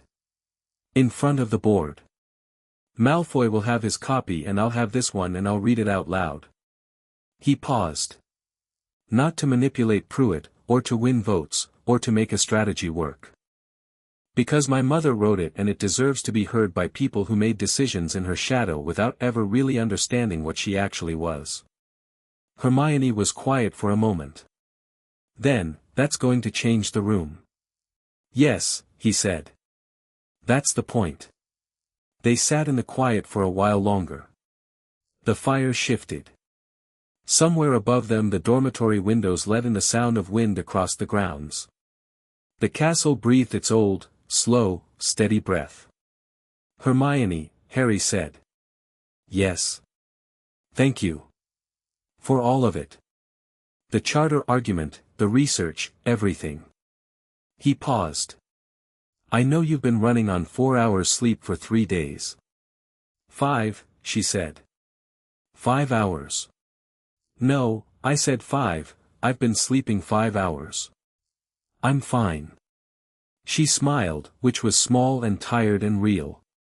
Stop trying to be grateful, it makes you look strange. He almost laughed. Almost. Get some sleep, she said. Tomorrow is going to be, a lot. A lot, he agreed. He went up to the dormitory. The letter was in his inside pocket, pressed close, warm from his body heat, his mother's handwriting safe in the dark. He lay down and looked at the ceiling and thought about who he was, not the boy who lived, not the chosen one, not Dumbledore's weapon or Voldemort's opposite or any of the other shapes that other people's needs had pressed him into. He thought about a woman who on the last Tuesday of her life had sat down and written, "He is important because of who he is." He had always been that. He just hadn't had the documentation. Tomorrow, he would. He slept deeply and without dreaming, and the castle held the night around him like something that knows what it's protecting. Chapter 5, The Governors Return. The Ministry of Magic at 9 in the morning had the particular energy of a bureaucracy that knew something significant was happening today and had organized itself around the knowledge while pretending it hadn't. The atrium was busier than its usual Wednesday traffic, witches and wizards moving with slightly more purpose than strictly necessary, pausing at water coolers and notice boards with the studied casualness of people who wanted to be near something without admitting they'd come specifically to be near it. Harry stepped out of the flue and brushed the ash from his robes and took in the room. Hermione came through behind him, then Ron, then Neville, and then, with the entrance of someone who had been making entrances since before any of them were born, Augusta Longbottom, in a hat that defied reasonable categorization and robes the color of deep wine, accompanied by a small, sharp-eyed woman of approximately 90 who moved with the contained velocity of a person who has somewhere to be and intends to be there. Griselda Marchbanks looked at the atrium with the expression of someone returning to a building they helped design and finding minor renovations objectionable. 30 years since I was last in this building for something worth being here for, she said, to no one in particular. The floor is different. They've changed the floor. The floor is fine, Griselda, Augusta said. The floor is different, Marchbanks said, with the precision of someone for whom different and fine were not synonyms. She looked at Harry. You're Potter. Yes. You look like your father and nothing like him simultaneously, which is exactly what everyone says and is annoying because it's accurate. She looked him over with the assessment of someone who has examined 17-year-olds for examination purposes for 50 years. Are you prepared? Yes. Are you nervous? No. She looked at him for one more second. Then she made a small sound that might have been approval and turned toward the lifts. Good. Nervous people make structural errors in their arguments. Come along. Behind her, Augusta Longbottom gave Neville a look that said I approve of this one, which Neville received with the mild exhaustion of someone who has been receiving his grandmother's assessments of his friends for his entire life. Ron fell into step beside Harry as they crossed the atrium. She's terrifying, he said, quietly, about Marchbanks. She's brilliant, Harry said. Those aren't mutually exclusive. No, Harry agreed.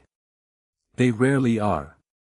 The hearing room was on level 2, one floor below the Auror offices, in a corridor that Harry recognized from 5th year with the specific bone-level recognition of a place where something bad had happened to you. The corridor looked different in daylight, less dramatic, more administrative, the kind of hallway that processed important things daily and had no particular aesthetic investment in the importance. Dark wood paneling, ministry crests at intervals, doors with brass nameplates. The hearing room was larger than Harry had expected. Not a courtroom, not the deep stone bowl of Courtroom 10, which he'd seen in Dumbledore's Pensieve and hoped never to see in person. This was a conference room expanded by magic to accommodate an audience, rows of observer seating along both walls, a long central table where the Board of Governors would sit, and at one end, facing the table, 2 chairs for the presenting parties. 2 chairs. Harry looked at them. The ministry had set this up expecting 2 sides, the ministry's position and the opposing position. It hadn't accounted for the fact that the opposing position had 6 people with it. He noted this without concern. Arrangements could be rearranged. The observer seating was already half full, and it was only 9:15. He recognized journalists. The prophet had sent 2 reporters and a photographer who was already working, the flash of his camera doing its preemptive documentation. There were also people Harry couldn't immediately identify, witches and wizards in a range of robes from formal to workday, some of them clearly there professionally and some of them clearly there because they wanted to be. Word had moved. At the back of the observer rows, in a cluster that was trying to look casual and not succeeding, were Seamus and Dean and Parvati and 6 other Gryffindors, still in school robes, apparently having convinced someone to let them fly directly from Hogwarts. Seamus caught Harry's eye and gave him a short, emphatic nod. Harry nodded back. He found McGonagall standing near the front of the room in her deputy headmistress robes, not school teaching robes, the formal administrative ones he'd seen maybe 3 times, charcoal gray with silver trim.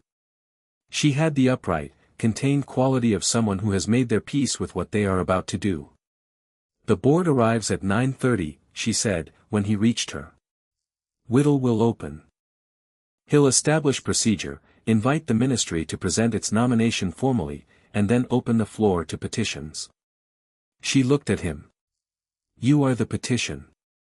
You speak after the ministry presents. And if they try to close the floor before I get to speak? Then I will invoke the deputy's right to address the board under Article 14 of the Educational Charter, which I have memorized in its entirety since yesterday morning. She paused. They will not close the floor. Whittle is procedurally meticulous. He won't give either side grounds to appeal the process. Good, Harry said. Harry. She said it with a different quality than usual, not the professor-to-student register, something straighter than that. Whatever happens today, I want you to know that I intend to formally submit my own documentation to the board. About what I knew and when I knew it. About the staff meeting minutes in that file. She paused. Some of the decisions documented in that file occurred in my presence. I did not stop them.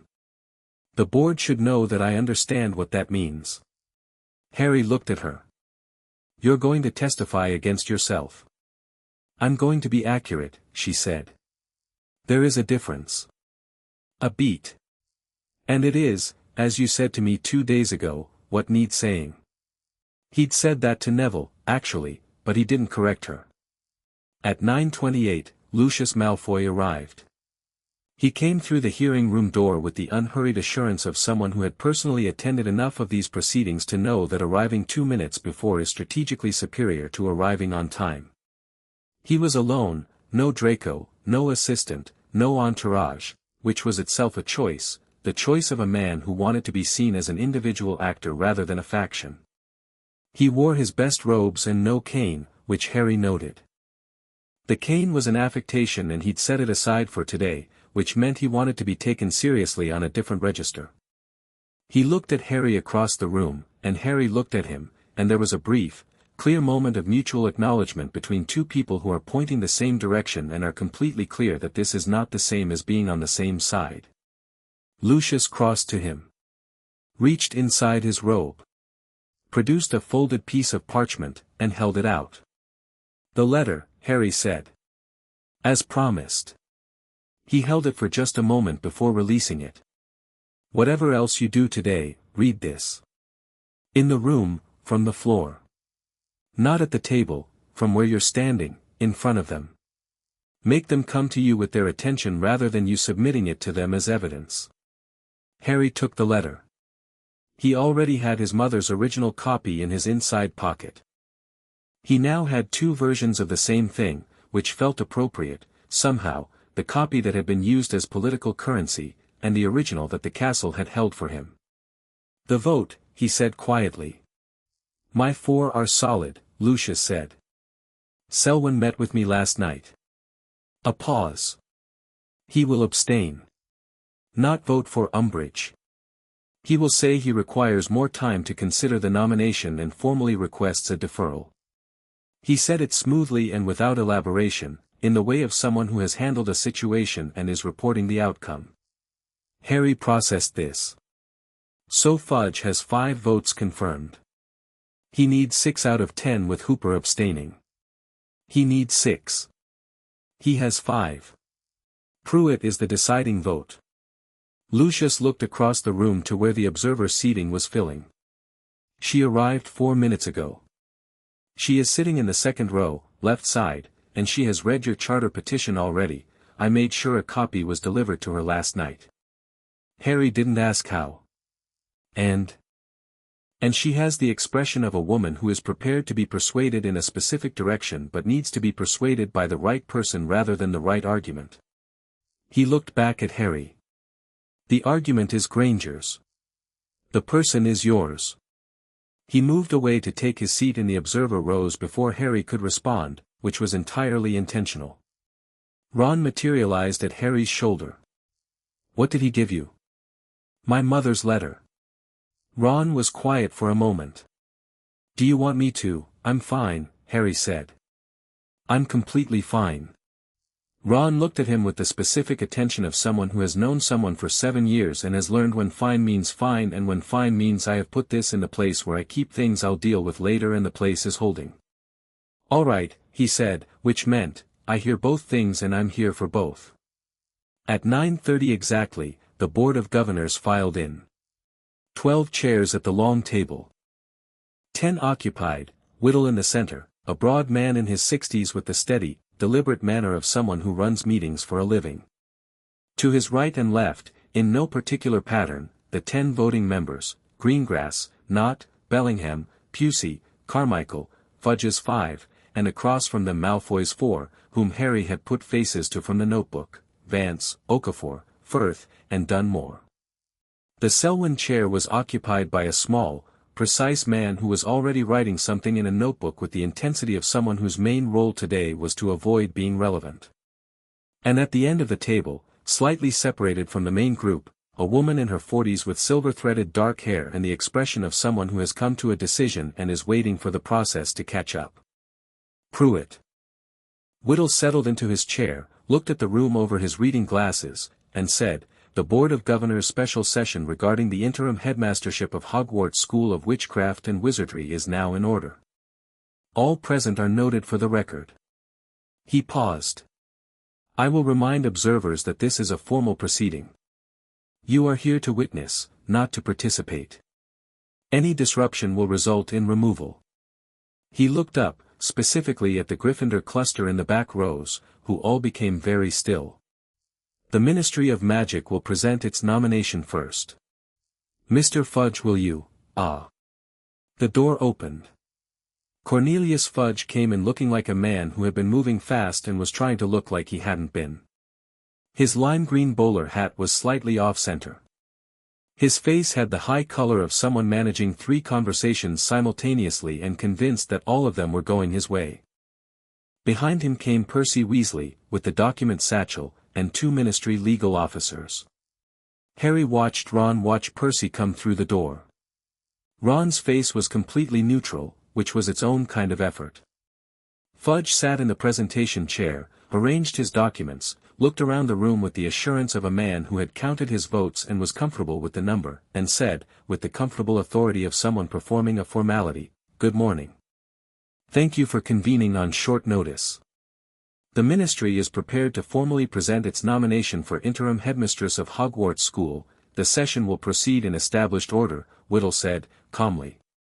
"Petitions will be heard before the nomination is debated. The board received 1 formal petition prior to this session. We will hear it first." Fudge's color rose slightly. "With respect, Mortimer, the standard order in appointment proceedings is as I stated," Whittle said, without moving. "The petition was received and logged before the nomination letter was delivered. It has procedural priority." He looked toward Harry's side of the room. "Mr. Potter." Harry walked to the presenting area without hurrying. He was aware of the room in the specific way he was aware of rooms that mattered, the peripheral quality of full attention without tunnel vision. The board members watching him.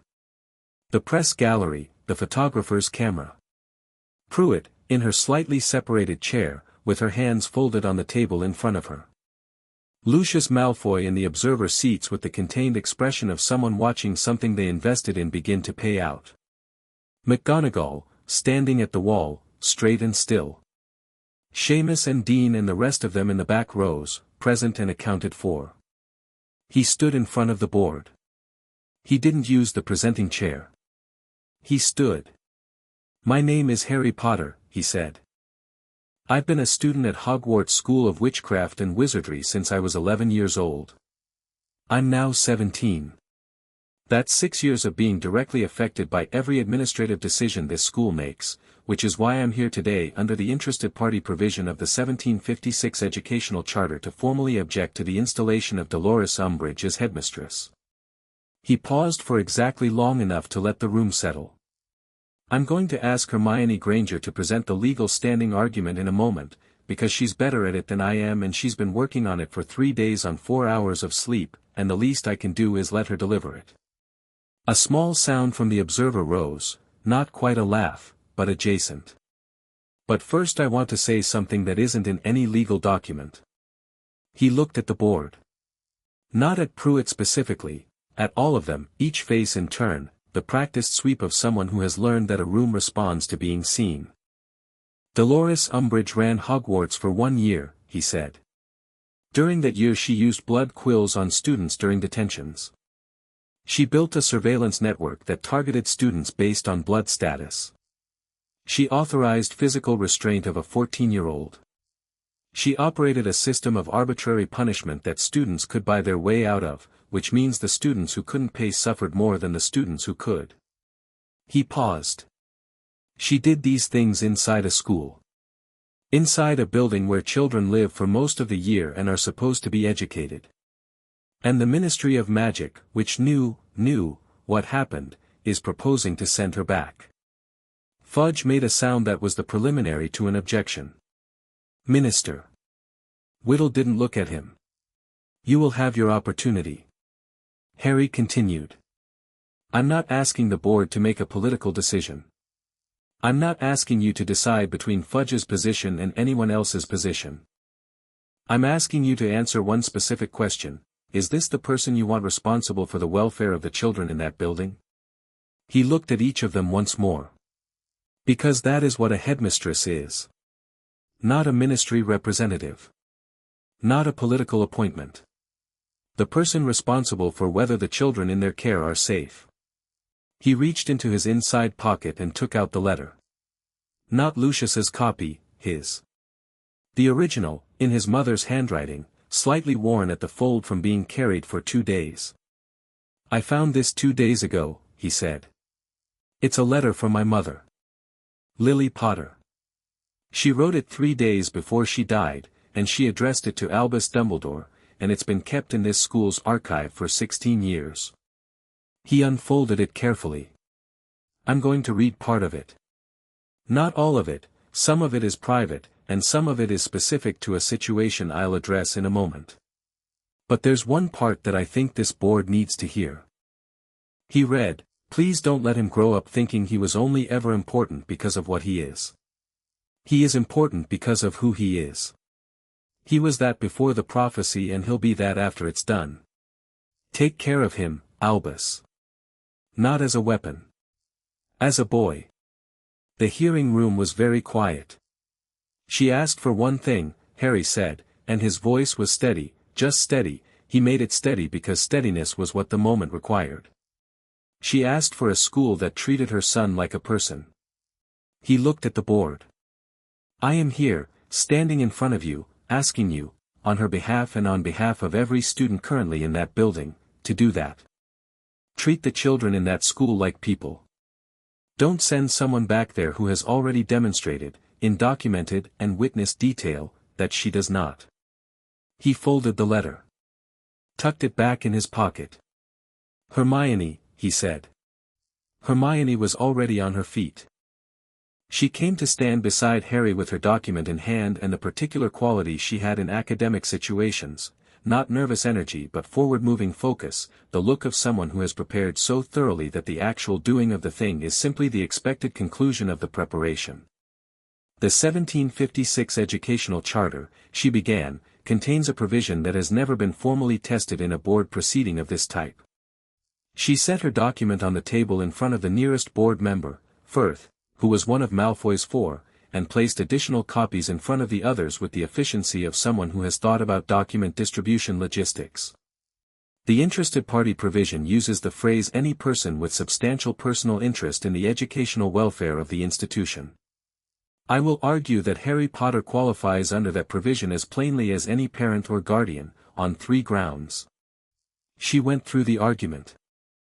Clean, methodical, anticipating each counterpoint before it was raised and disposing of it precisely.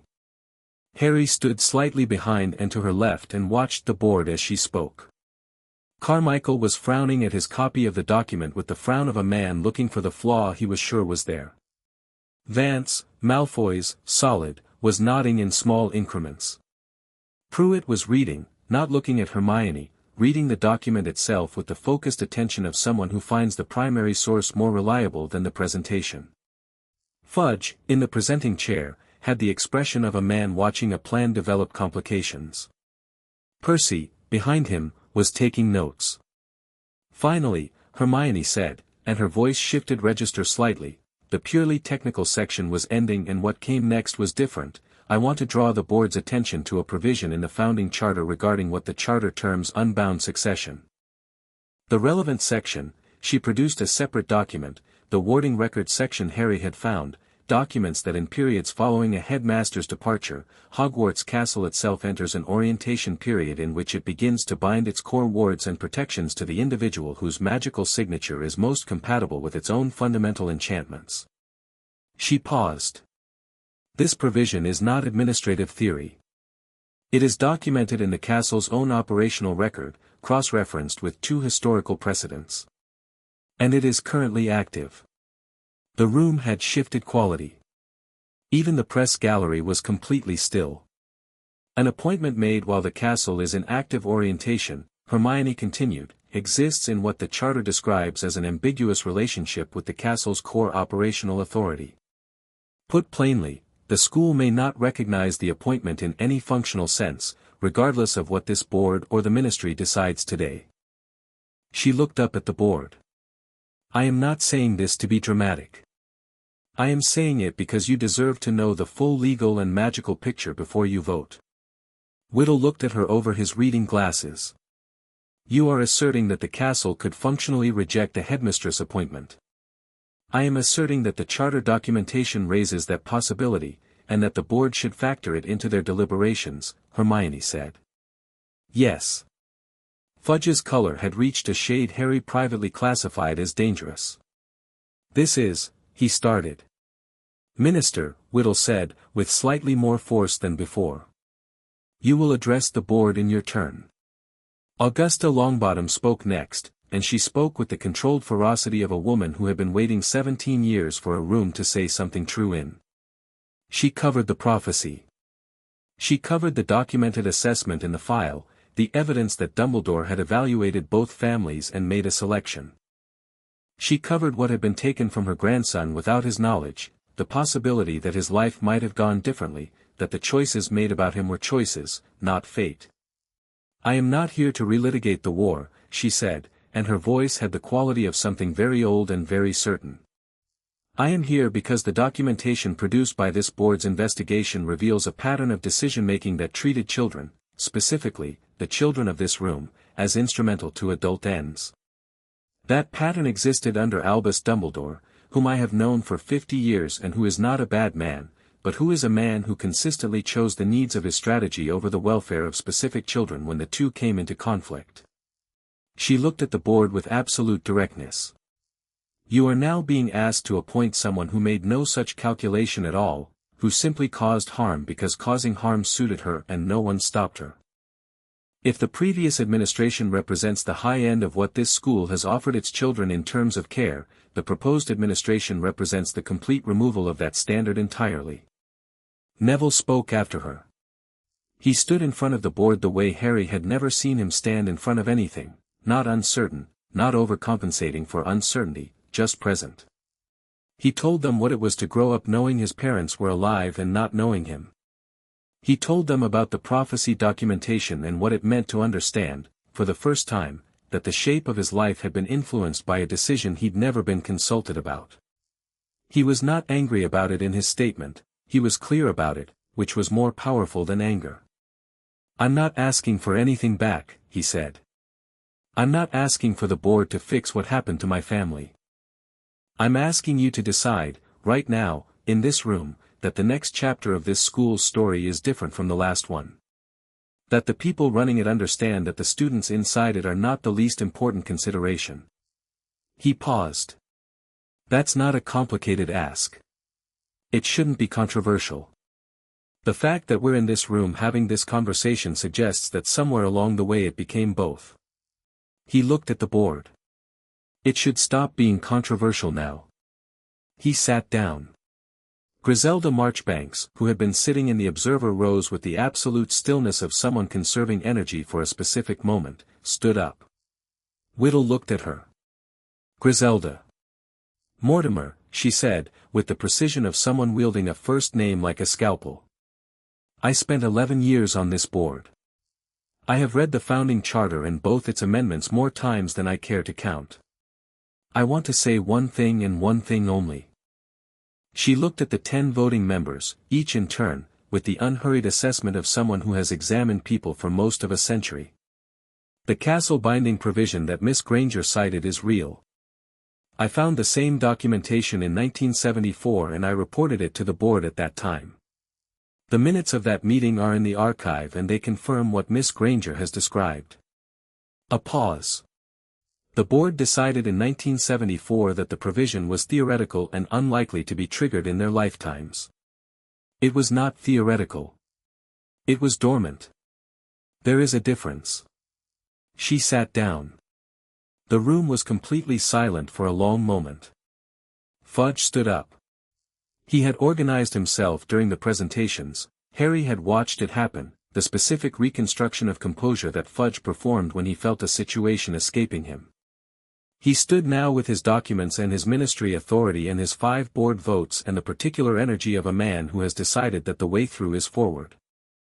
He spoke for 12 minutes.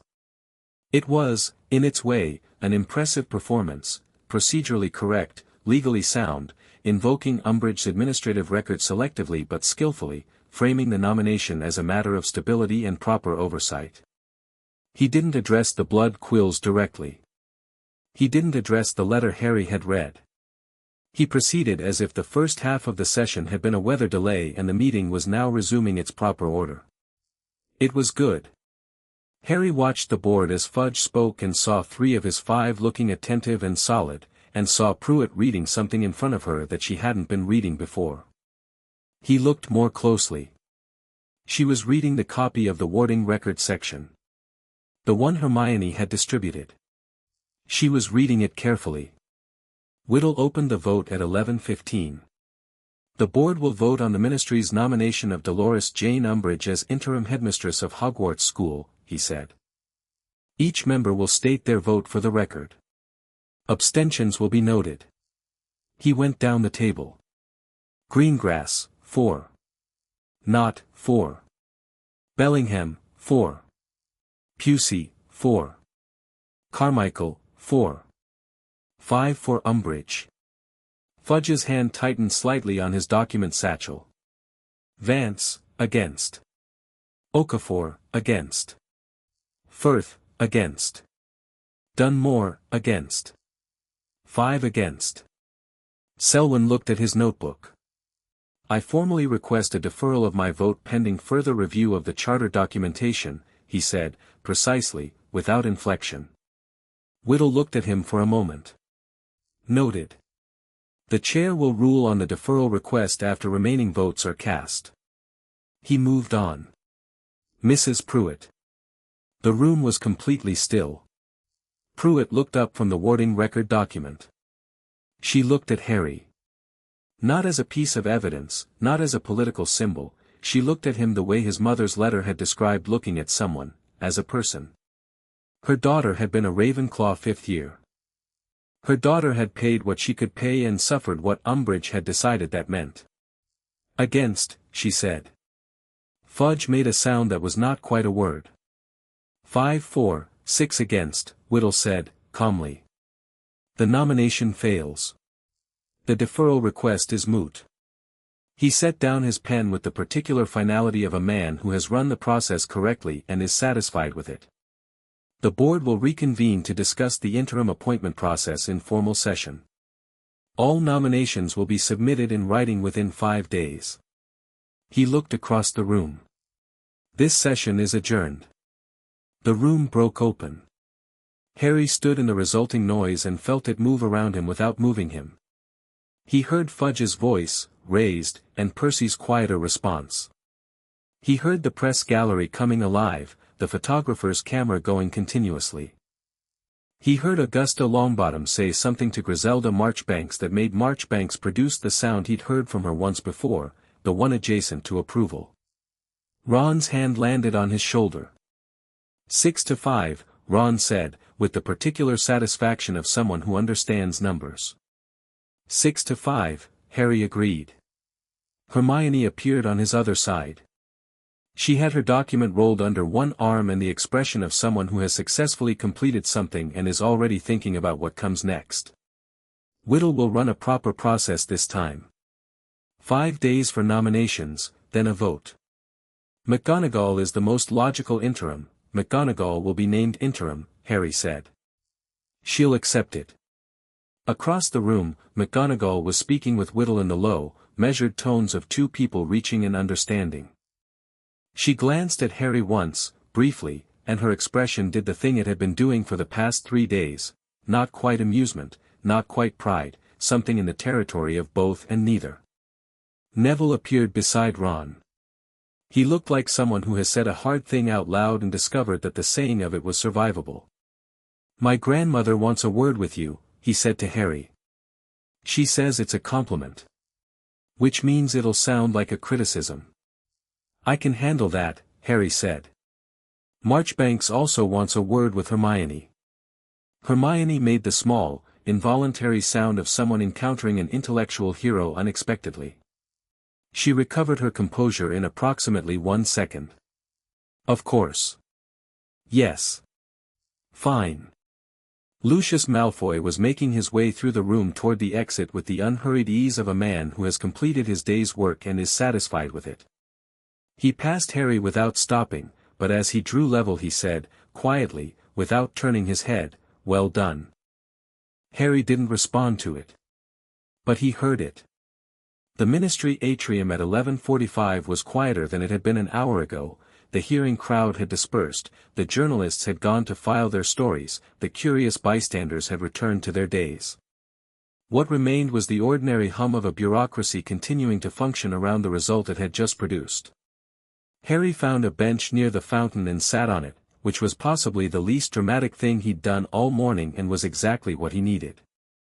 The fountain's water caught the light in the way of water in any large stone space, ordinary and clean and indifferent to what had just happened 20 meters away. Hermione sat beside him. Ron sat on his other side. Neville sat on the bench's end. They were quiet for a moment. "She's not going to stop," Hermione said. "Umbridge. She'll find another route." "Probably," Harry said. "And Fudge is going to be Fudge," Ron said. "He's going to go upstairs and have a bad afternoon and then tomorrow he'll start working the next angle." He paused. "Percy will help him." Nobody said anything to that for a moment. "Maybe not," Neville said quietly. Ron looked at him. "Percy was in that room," Neville said. "He heard everything. He's smart enough to understand what he heard." He shrugged. "Maybe." Ron looked at the fountain. "Yeah," he said, after a moment. "Maybe." Harry leaned back on the bench and looked at the ceiling of the atrium, the golden statue that had replaced the old fountain, the high enchanted ceiling above it. He thought about being 11 years old on this floor, walking through this space for the first time with no idea what anything was. He thought about 5th year, running through here in the dark. He thought about today, walking in from the flue in the morning with people at his back and a letter from his mother in his inside pocket. The same building. A different person inside it. What happens now? Ron asked. McGonagall runs the school for a while, Harry said. Properly. Without anyone managing her. The board does a real process and confirms her properly, and Hogwarts gets to figure out what it's supposed to be without being a strategic asset for someone's war. He paused. And Dumbledore goes through the formal review and whatever accountability looks like for him happens. And Voldemort? Hermione said. The word landed on the bench quietly, without its usual weight of dread, just a thing that still existed and still needed addressing. Still a problem, Harry said. Always was. That part hasn't changed. He looked at her. But I'm going to deal with that as myself. Not as someone's weapon. Not because I was pointed at it. He felt the letter in his inside pocket, warm and present. Because I choose to. Hermione looked at him for a long moment. Something in her face settled, not relief exactly, but the expression of someone who has been worried about a specific thing for a long time and has just received confirmation that the thing is going to be okay. Right, she said. Then we prepare properly. On our terms. On our terms, Harry agreed. Ron stretched his arms above his head in the elaborate way of someone concluding something. Can we get lunch first? I've been strategically important since 7 in the morning and I haven't eaten and I'm a human being. Harry almost laughed. Almost became a laugh. The laugh was real and sudden and echoed slightly off the ministry atrium stone, and Hermione made a sound that was definitely a laugh, and Neville grinned, and for a moment the four of them were just 4 people on a bench having a moment that belonged entirely to them. The fountain ran. The atrium went about its business. The ceiling let in its false, enchanted light. Harry stood up. Yeah, he said. Lunch. They walked toward the lifts, no ministry escort, no adult management, no one else's plan. Just 4 people moving through a building they'd earned the right to move through freely, toward whatever was next, at their own pace. The letter was in his pocket. The castle was waiting. The future was a thing that hadn't been written yet, which was the first time that had ever fully felt true. It felt extraordinary. Chapter 6, After the war. 3 weeks after the board session, Hogwarts felt different. Not dramatically different, it wasn't a new building, the staircases still moved without consulting anyone, the dungeons were still cold in the morning, the Whomping Willow was still committed to its core philosophy of violence. But the quality of the air inside the castle had shifted in some fundamental way that Harry noticed every morning when he walked down from Gryffindor Tower, the specific atmosphere of a place that has stopped holding its breath. McGonagall had been formally confirmed as interim headmistress on the 5th day after the board session, 7 votes to 3, Whittle casting the deciding ballot personally and doing it, by all accounts, with the expression of a man settling a 30-year argument with himself. She had moved into the headmistress's office, not Dumbledore's rearranged and relayered version, but the office stripped back to its original dimensions, the arcane instruments relocated to storage, the portraits of previous heads rearranged to what they preferred rather than what was convenient, the desk moved to face the window instead of the door because McGonagall, as she had informed the castle's general atmosphere on her first morning, preferred to look at what was ahead rather than who was coming in. The castle had responded immediately. The warm stone quality Harry had been experiencing for weeks intensified briefly on the morning of her confirmation, and then, not faded exactly, but settled. Like something reaching a new equilibrium. He'd gone to the 7th floor that afternoon and put his hand on the stone and it was warm and steady and felt, if a building could be said to feel anything, like something at rest. He'd told McGonagall about it. She'd looked at him over her reading glasses and said, "The binding record does suggest a cooperative model is possible," in the tone of someone who had spent 2 weeks researching a topic and was prepared to discuss it academically, and then she'd said, more directly, "I would appreciate knowing if the castle tells you anything I should know," and he'd said yes, and that had been that. It wasn't a title. It wasn't a position. It was simply, the castle knew him, and now the headmistress knew the castle knew him, and everyone involved was being sensible about it. This was, Harry reflected, possibly the most functional thing that had happened to him at Hogwarts in 7 years. The Dumbledore review was ongoing. The board had appointed an independent panel, 3 wizards with no direct connection to Hogwarts, the Order, or the Ministry, which had taken a full week to arrange because the pool of genuinely independent senior magical practitioners was smaller than anyone had found comfortable to acknowledge. The panel reviewed the file. They interviewed staff. McGonagall gave her testimony on a Wednesday morning and came back to Hogwarts that afternoon looking drained in the specific way of someone who has said difficult true things out loud to people with the authority to act on them. Harry had been asked to submit a written account. He wrote it himself, without help, 11 pages long, specific and chronological. He didn't editorialize. He didn't attribute motives he couldn't prove. He simply wrote what had happened to him, year by year, decision by documented decision, and let the sequence of events carry whatever weight it carried. He'd sent it, and hadn't heard back, and wasn't waiting to. Dumbledore himself had written to Harry once, from wherever he was staying, in the measured, warm, looping hand Harry had known his whole school life. The letter was 2 paragraphs. The first paragraph said that he was cooperating with the review fully and that he expected to. The second paragraph said, "I have been reading your mother's letter, my copy, which I kept these many years without fully understanding that keeping it was also a form of guilt. I think she would be pleased with who you are. I think she would be furious with me, which is, I find, a reasonable position. I am sorry, Harry. Not for the war, which was real and required what it required. For the parts of your life that didn't need to cost what they cost. I am sorry for those specifically." Harry had read it twice and then put it in his desk drawer. Not in his inside pocket with the letter. The inside pocket was for things he was carrying. The desk drawer was for things he was keeping but not carrying. The distinction mattered. On a Thursday morning 3 weeks after the board session, Harry walked down to breakfast and found Ron sitting at the table already, which was still unusual enough to register, reading a letter with the particular concentrated stillness he used for things that required both attention and management. Harry sat across from him, poured himself tea, and waited. Ron put the letter face down on the table. He looked at it. Then he looked at Harry. "Percy's resigned from the ministry," he said. Harry set down his cup. "He wrote to Mum first.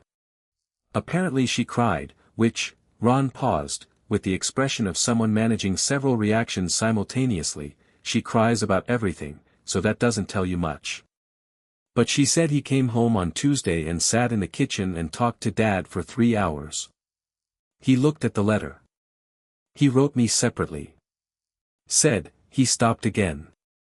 He said that sitting in that hearing room listening to Neville talk about his parents and you reading your mum's letter, he spent the whole time watching Fudge take notes on how to spin it, and he thought, I am writing notes for this man. And then he thought, I have been writing notes for this man for 2 years, and every time something happened that should have made me stop I found a reason not to. Ron was quiet for a moment.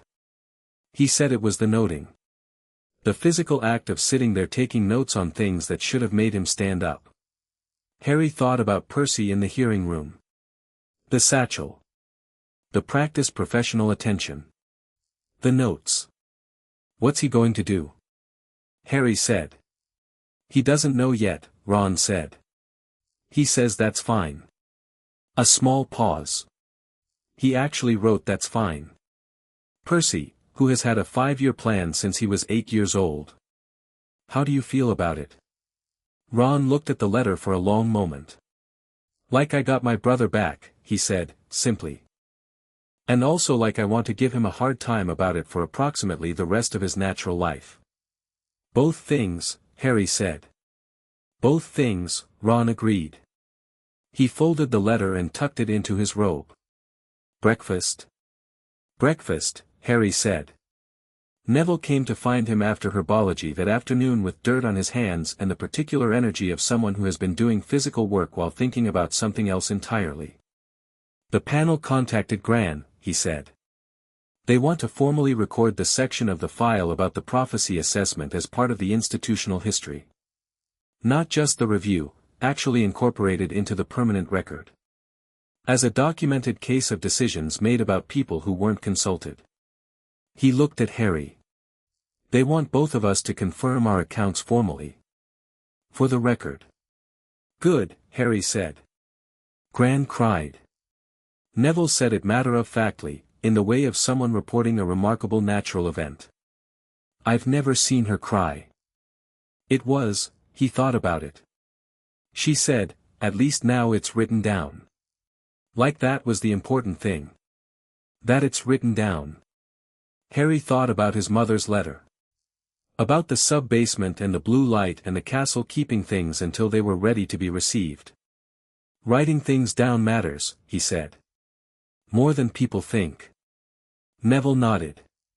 He looked out the window of the corridor at the grounds, where the late afternoon light was doing something warm and horizontal across the grass. I've been thinking about what comes after, he said. After school. What I want to do. Herbology, Harry said immediately. Neville looked at him. Obviously herbology. But, more specifically. The panel investigation made me think about magical governance. About how decisions get made about people who aren't in the room. He paused. Someone should be in the room who thinks about that. Harry looked at him. You want to go into magical law? I want to go into something that puts a person in rooms where decisions like that get made, Neville said. Whether that's law or governance or something else. He said it with the quiet certainty of someone who has arrived at a decision through actual consideration rather than inertia or expectation. I spent most of 5th year thinking I wasn't capable of the things I turned out to be capable of. I don't want to make that mistake about my future. Harry held out his hand. Neville looked at it and then shook it, with the faint, mutual awkwardness of two people being earnest in a corridor, which was survivable.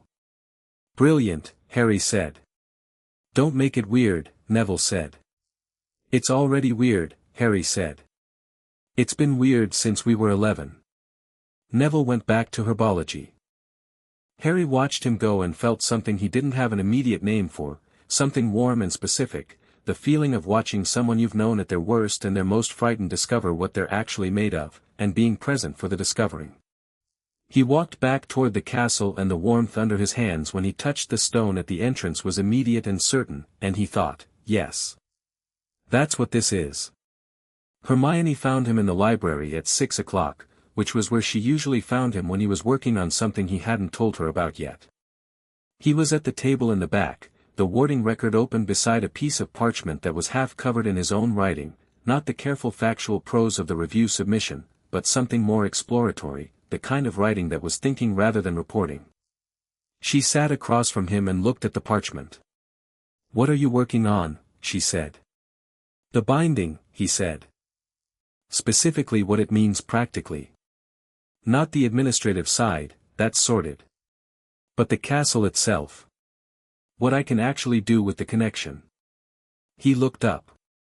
The record mentions 2 historical cases where the informal binding produced students who became, functionally inseparable from the castle's core operations.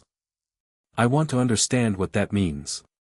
For when Voldemort comes back," Hermione said. "Not a question." "He's not gone," Harry said. "We both know that.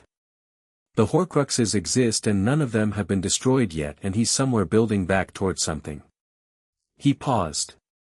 "Last year we were reactive because we didn't have enough information. This time I want to understand what I actually am before I walk into whatever the next confrontation looks like." "That's the most sensible thing you've said about Voldemort in 6 years," Hermione said, with a precision that somehow contained both criticism and approval. "I've been sensible," Harry said. "You've been brave," she said. "Those are different things and you know it." He did know it. He looked at the parchment. "The binding gives me access to the castle's active defenses. Not control exactly, it's more collaborative than that. The castle's wards are old magic, some of the oldest in Britain, and they respond to genuine need rather than commands." He paused. "I practiced yesterday, late, when everyone was asleep. I stood in the entrance hall and," he stopped, considered how to say it. "I asked the castle to show me where its weaknesses were. Where the protections were thinnest." Hermione stared at him. "What did it show you?" "Everything," he said. "Like having a map, except the map is alive and it knows why you're asking." He looked at his hands. "The castle wants to be defended. It's been waiting for someone to ask it how for a very long time." She was quiet for a moment. Then she said, "We need to document this. All of it. The binding, the access, what you can and can't do. We need to understand the parameters before we need to rely on them." She was already reaching for parchment. "And we need to think about the Horcruxes. We have some information from what Dumbledore shared before, the ring, the locket, the diary. There are more." "I know," Harry said. "Do you know which ones?" "Some of them. Dumbledore shared more than he let on in sessions. There are things in his office records that McGonagall found when she was organizing." He paused. "She gave me access to them last week." Hermione looked at him with an expression that was both fond and slightly exasperated. "You've been working on this for a week and you're only telling me now. I wanted to have something solid before Harry." "I know." She set down her quill and looked at him properly. "Tell me everything. From the beginning." He told her. The Horcrux theory as he understood it, the objects Dumbledore had identified, the 2 he'd confirmed and the ones remaining. The connection between the castle's binding and the specific old magic that Voldemort had used and been destroyed by, the magic Harry's mother had invoked, willingly, with full understanding. The magic the letter had confirmed was a choice.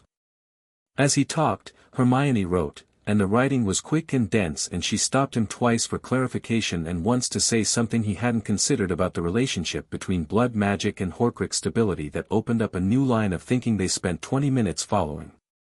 This was what they were when they were at their best, not leader and follower, not hero and assistant, but 2 people who thought better together than separately, who covered each other's blind spots without needing to announce they were doing it. When he finished, she had 4 pages of notes and the expression she wore at the end of a study session that had covered important ground. "This is manageable," she said. "Not easy. But manageable. If we're systematic and we don't rush it." "We won't rush it," Harry said. "You historically rush things." I historically rushed things because I was reacting to someone else's timeline, Harry said. This is my timeline. She looked at him across the table in the quiet library with the late evening light coming through the high windows, and her expression had the quality it sometimes had, stripped of its usual slight performance of competence, just the direct, clear look of someone who had chosen to be exactly where she was with exactly who she was with. You've changed, she said. Not an accusation or a sentiment exactly. Just an observation, precise and true. Not changed, he said. Caught up. With what? With who I was already. He paused. The war made me smaller. All of it, the expectations, the management, the being pointed at things. I kept shrinking to fit whatever shape was needed. He looked at the warding record. I stopped shrinking. She was quiet for a moment. Then she said, for what it's worth, I think your mother would agree with the assessment. He felt the letter in his inside pocket. He'd taken to carrying it every day, not as a comfort exactly, more as a fact. A thing that was true that he could physically carry. Yeah, he said. I think she would. He went to Dumbledore's old office that evening. Not McGonagall's office, the room itself, which she'd left largely cleared now except for the portrait that had been there the longest and which, under the rules of portrait magic, was permanent. The portrait of Dumbledore was a recent addition, added after a headmaster or headmistress died in post, activated by the specific magic of the office, and Dumbledore hadn't died, so technically the portrait wasn't fully formed. It was there in the frame but quiet, the way portraits were quiet when they were resting, present but not engaged, the painted eyes closed. Harry stood in the room and looked at the portrait for a moment. I know you can hear me, he said. The portrait's eyes opened. The painted Dumbledore looked at him with the same steady, clear attention as the real one, patient, warm, missing nothing. You kept her letter for 16 years, Harry said. In the sub-basement. Yes, the portrait said. The voice was not quite right, slightly flattened, the way portrait voices always were, like the original processed through water. But the manner was precise. Did you keep it because you were guilty about it? A pause. I kept it because it was the most honest thing anyone had ever said to me about what I was doing, the portrait said. And because I could not bring myself to act on it fully, and I could not bring myself to destroy it. Harry nodded. The review will probably find that you made negligent decisions, he said. The panel is thorough and they're not going to soften it. There will be formal findings. I expect so. And you'll accept them. I will accept them, the portrait said. They will be accurate. Harry looked at the painted face, the half-moon spectacles, the long silver beard, the expression of a man who had been the most powerful wizard in Britain and was now a painting in a room that someone else ran. He felt the complexity of it, not resolved, not forgiven, not forgotten. Just held. All of it, simultaneously. She was right about you, Harry said. She said you were capable of taking care of me as a boy instead of a weapon. She believed you could do it. She asked you specifically. The portrait was quiet. I think she was right, Harry said. I think you were capable of it. I think you chose not to. He paused. I'm not going to tell you that's okay. But I'm also not going to spend the rest of my life being angry about it. I have other things to do. You sound like her, the portrait said. Good, Harry said. She sounded like someone worth sounding like. He turned and walked out of the office, leaving the portrait in the firelit room, and climbed down the staircase and went back into the castle that knew him. On a Friday morning, 4 weeks after the board session, Amelia Bones came to Hogwarts. She had written to McGonagall first, formally, requesting a meeting with both the headmistress and Harry Potter regarding the ongoing review and the ministry's approach to magical education oversight going forward. McGonagall had shown Harry the letter and said, she's direct and she means what she says. Both of which are refreshing, and Harry had said yes. Amelia Bones was a square, solid witch with short gray hair and a monocle and the manner of someone who had spent 40 years in magical law enforcement and had learned that the most intimidating thing you could do in any room was simply be exactly what you were. She sat across from Harry and McGonagall in McGonagall's office, the reorganized, forward-facing office, and she looked at Harry with the specific attention of someone assessing a witness. "I've read your submission to the review panel," she said. "The 11 pages." "Yes," Harry said. "It's the most useful document they've received," she said. "Not because it's dramatic. Because it's specific. You gave dates and contexts and you didn't speculate about motivations." She looked at him steadily. "I want to talk to you about what comes after the review. Specifically, I want to know your position on Cornelius Fudge." Harry looked at her. "What kind of position do you want?" "An honest one," she said. "Not a political one. Fudge has been operating the ministry as a personal fiefdom for 6 years, Harry said. He suppressed information about Voldemort's return because it was inconvenient. He installed a ministry agent in this school to silence students and staff who were saying things he didn't want said. He tried to install that same agent again 3 weeks ago after being given ample evidence of what she'd done the first time." He paused. "The problem with Fudge isn't that he's a bad person. The problem is that he's a person who has decided that managing the story is more important than responding to the reality, and he's been in a position where he could act on that belief for long enough that it's become institutional." Amelia Bones looked at him for a moment. "Cornelius will be asked to resign within the week," she said. "That's not public information yet. I'm telling you because you deserve to know." A pause. "There will be an interim appointment and then a formal election process. The ministry is going to look quite different in 6 months." "Good," Harry said. "I want your help," she said. "Not in the way you've been used. Not managed or pointed at something." She was precise about it in a way that suggested she'd read the file too and understood what she was referencing. "I want your voluntary involvement in the oversight framework for magical education. A student advisory position with actual standing, the kind of standing Granger's charter argument opened up. If a 17-year-old can establish legal standing to petition the board, the legal structure now exists to create a formal student voice in education governance." Harry looked at McGonagall. McGonagall had the expression of someone who had been hoping something would go in a specific direction and is watching it go there. She didn't say anything. She gave him the room to answer for himself, which was, Harry thought, exactly what she would do. "On certain conditions," Harry said, looking back at Amelia. "Name them." "The position has genuine authority. Not advisory in the sense of consultative window dressing. If the student voice raises a concern, there's a documented process for addressing it that has teeth." He paused. "And the first agenda item is a formal investigation into the blood quill incidents under Umbridge's first tenure. Not the general report that already exists. Specific documented incidents, specific students, specific records." He held her gaze. "Some of those students left this school and didn't come back. They deserve to have it on the record." Amelia Bones looked at him for a long moment. Her monocle caught the light from the window behind McGonagall's desk. "Those conditions are acceptable," she said. "I'll have the formal documentation drafted by the end of next week." "Then yes," Harry said.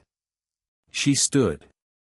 Shook hands with McGonagall, then with Harry, with the firm directness of someone for whom a handshake was a contract. "For what it's worth, Mr. Potter," she said, and her voice had a quality he hadn't heard from her yet, not softer, but more direct, which in Amelia Bones amounted to the same thing. "The way you handled yourself in that hearing room was the most competent thing I've seen from a wizard your age in 25 years of watching." She left before he could respond, which he appreciated, because he didn't have a response ready and he preferred not to improvise on those particular grounds. McGonagall looked at him across her desk when the door closed. She said nothing for a moment. Then, blood quill investigations. Student governance. Castle binding research. Horcrux theory. She folded her hands. Is there anything you're not working on? Finishing my NEWTS, Harry said. Hermione keeps reminding me. Hermione Granger is right, McGonagall said, with the particular force of someone who has been saying this for 6 years and considers it entirely self-evident. Sit down. I want to talk to you about next year's curriculum adjustments. He sat down. And they talked, two people in an office with a window that faced forward, in a castle that knew them both, about what a school was supposed to do for the people inside it. That evening Harry went to the astronomy tower, which he hadn't done purely for its own sake in years. It had been a place for other things, running from things, hiding from things, the specific association of the worst night of 6th year that had made it hard to be there without the weight of what happened. He climbed it now in the blue late evening light, past the place where the weight lived, up to the top. The view from the astronomy tower at dusk was the same as it had always been. The grounds falling away to the lake. The forbidden forest dark and dense at its edges. The mountains beyond the forest, going blue with distance. The sky coming down from its day color through something complicated and warm. He stood at the parapet and looked at it. Ron came up the stairs behind him 5 minutes later, slightly out of breath. Hermione said you were up here, he said. She said to tell you dinner was in 20 minutes and also that she's working on the Horcrux documentation and she needs your pensive notes by tomorrow, whatever that means. It means she's been in the library for 3 hours, Harry said. Correct. Ron came to stand beside him at the parapet. He looked at the view with the same unhurried attention he gave anything he considered worth looking at. Nice up here. Yeah. Haven't been up here in ages. No. They stood in comfortable silence for a moment. The kind of silence that only exists between people who have known each other long enough that its presence isn't a problem to solve. Harry, Ron said. Yeah. Back in first year, when we were on the chessboard. He paused. I always think about that when things get big. Not because it was the important bit, it wasn't, obviously, the stone was. But because it was the first time I understood that we each had different parts to play and they were all necessary. He looked at the mountains. You were always the one who had to go through the door. But going through the door was possible because of what happened before it. Harry looked at him. I'm just saying, Ron said, with the slight embarrassment of someone who has said something real and is managing the aftermath. Whatever's coming next. Whatever the Horcrux business turns out to be, and the Voldemort business, and all of it. We've got different parts. But we're all going through the door. I know, Harry said. Good. Ron shoved his hands in his robe pockets. Just wanted to say it out loud. He looked back at the view. Also I'm starving and Hermione's going to be insufferable if you miss dinner and blame it on looking at mountains. Harry laughed.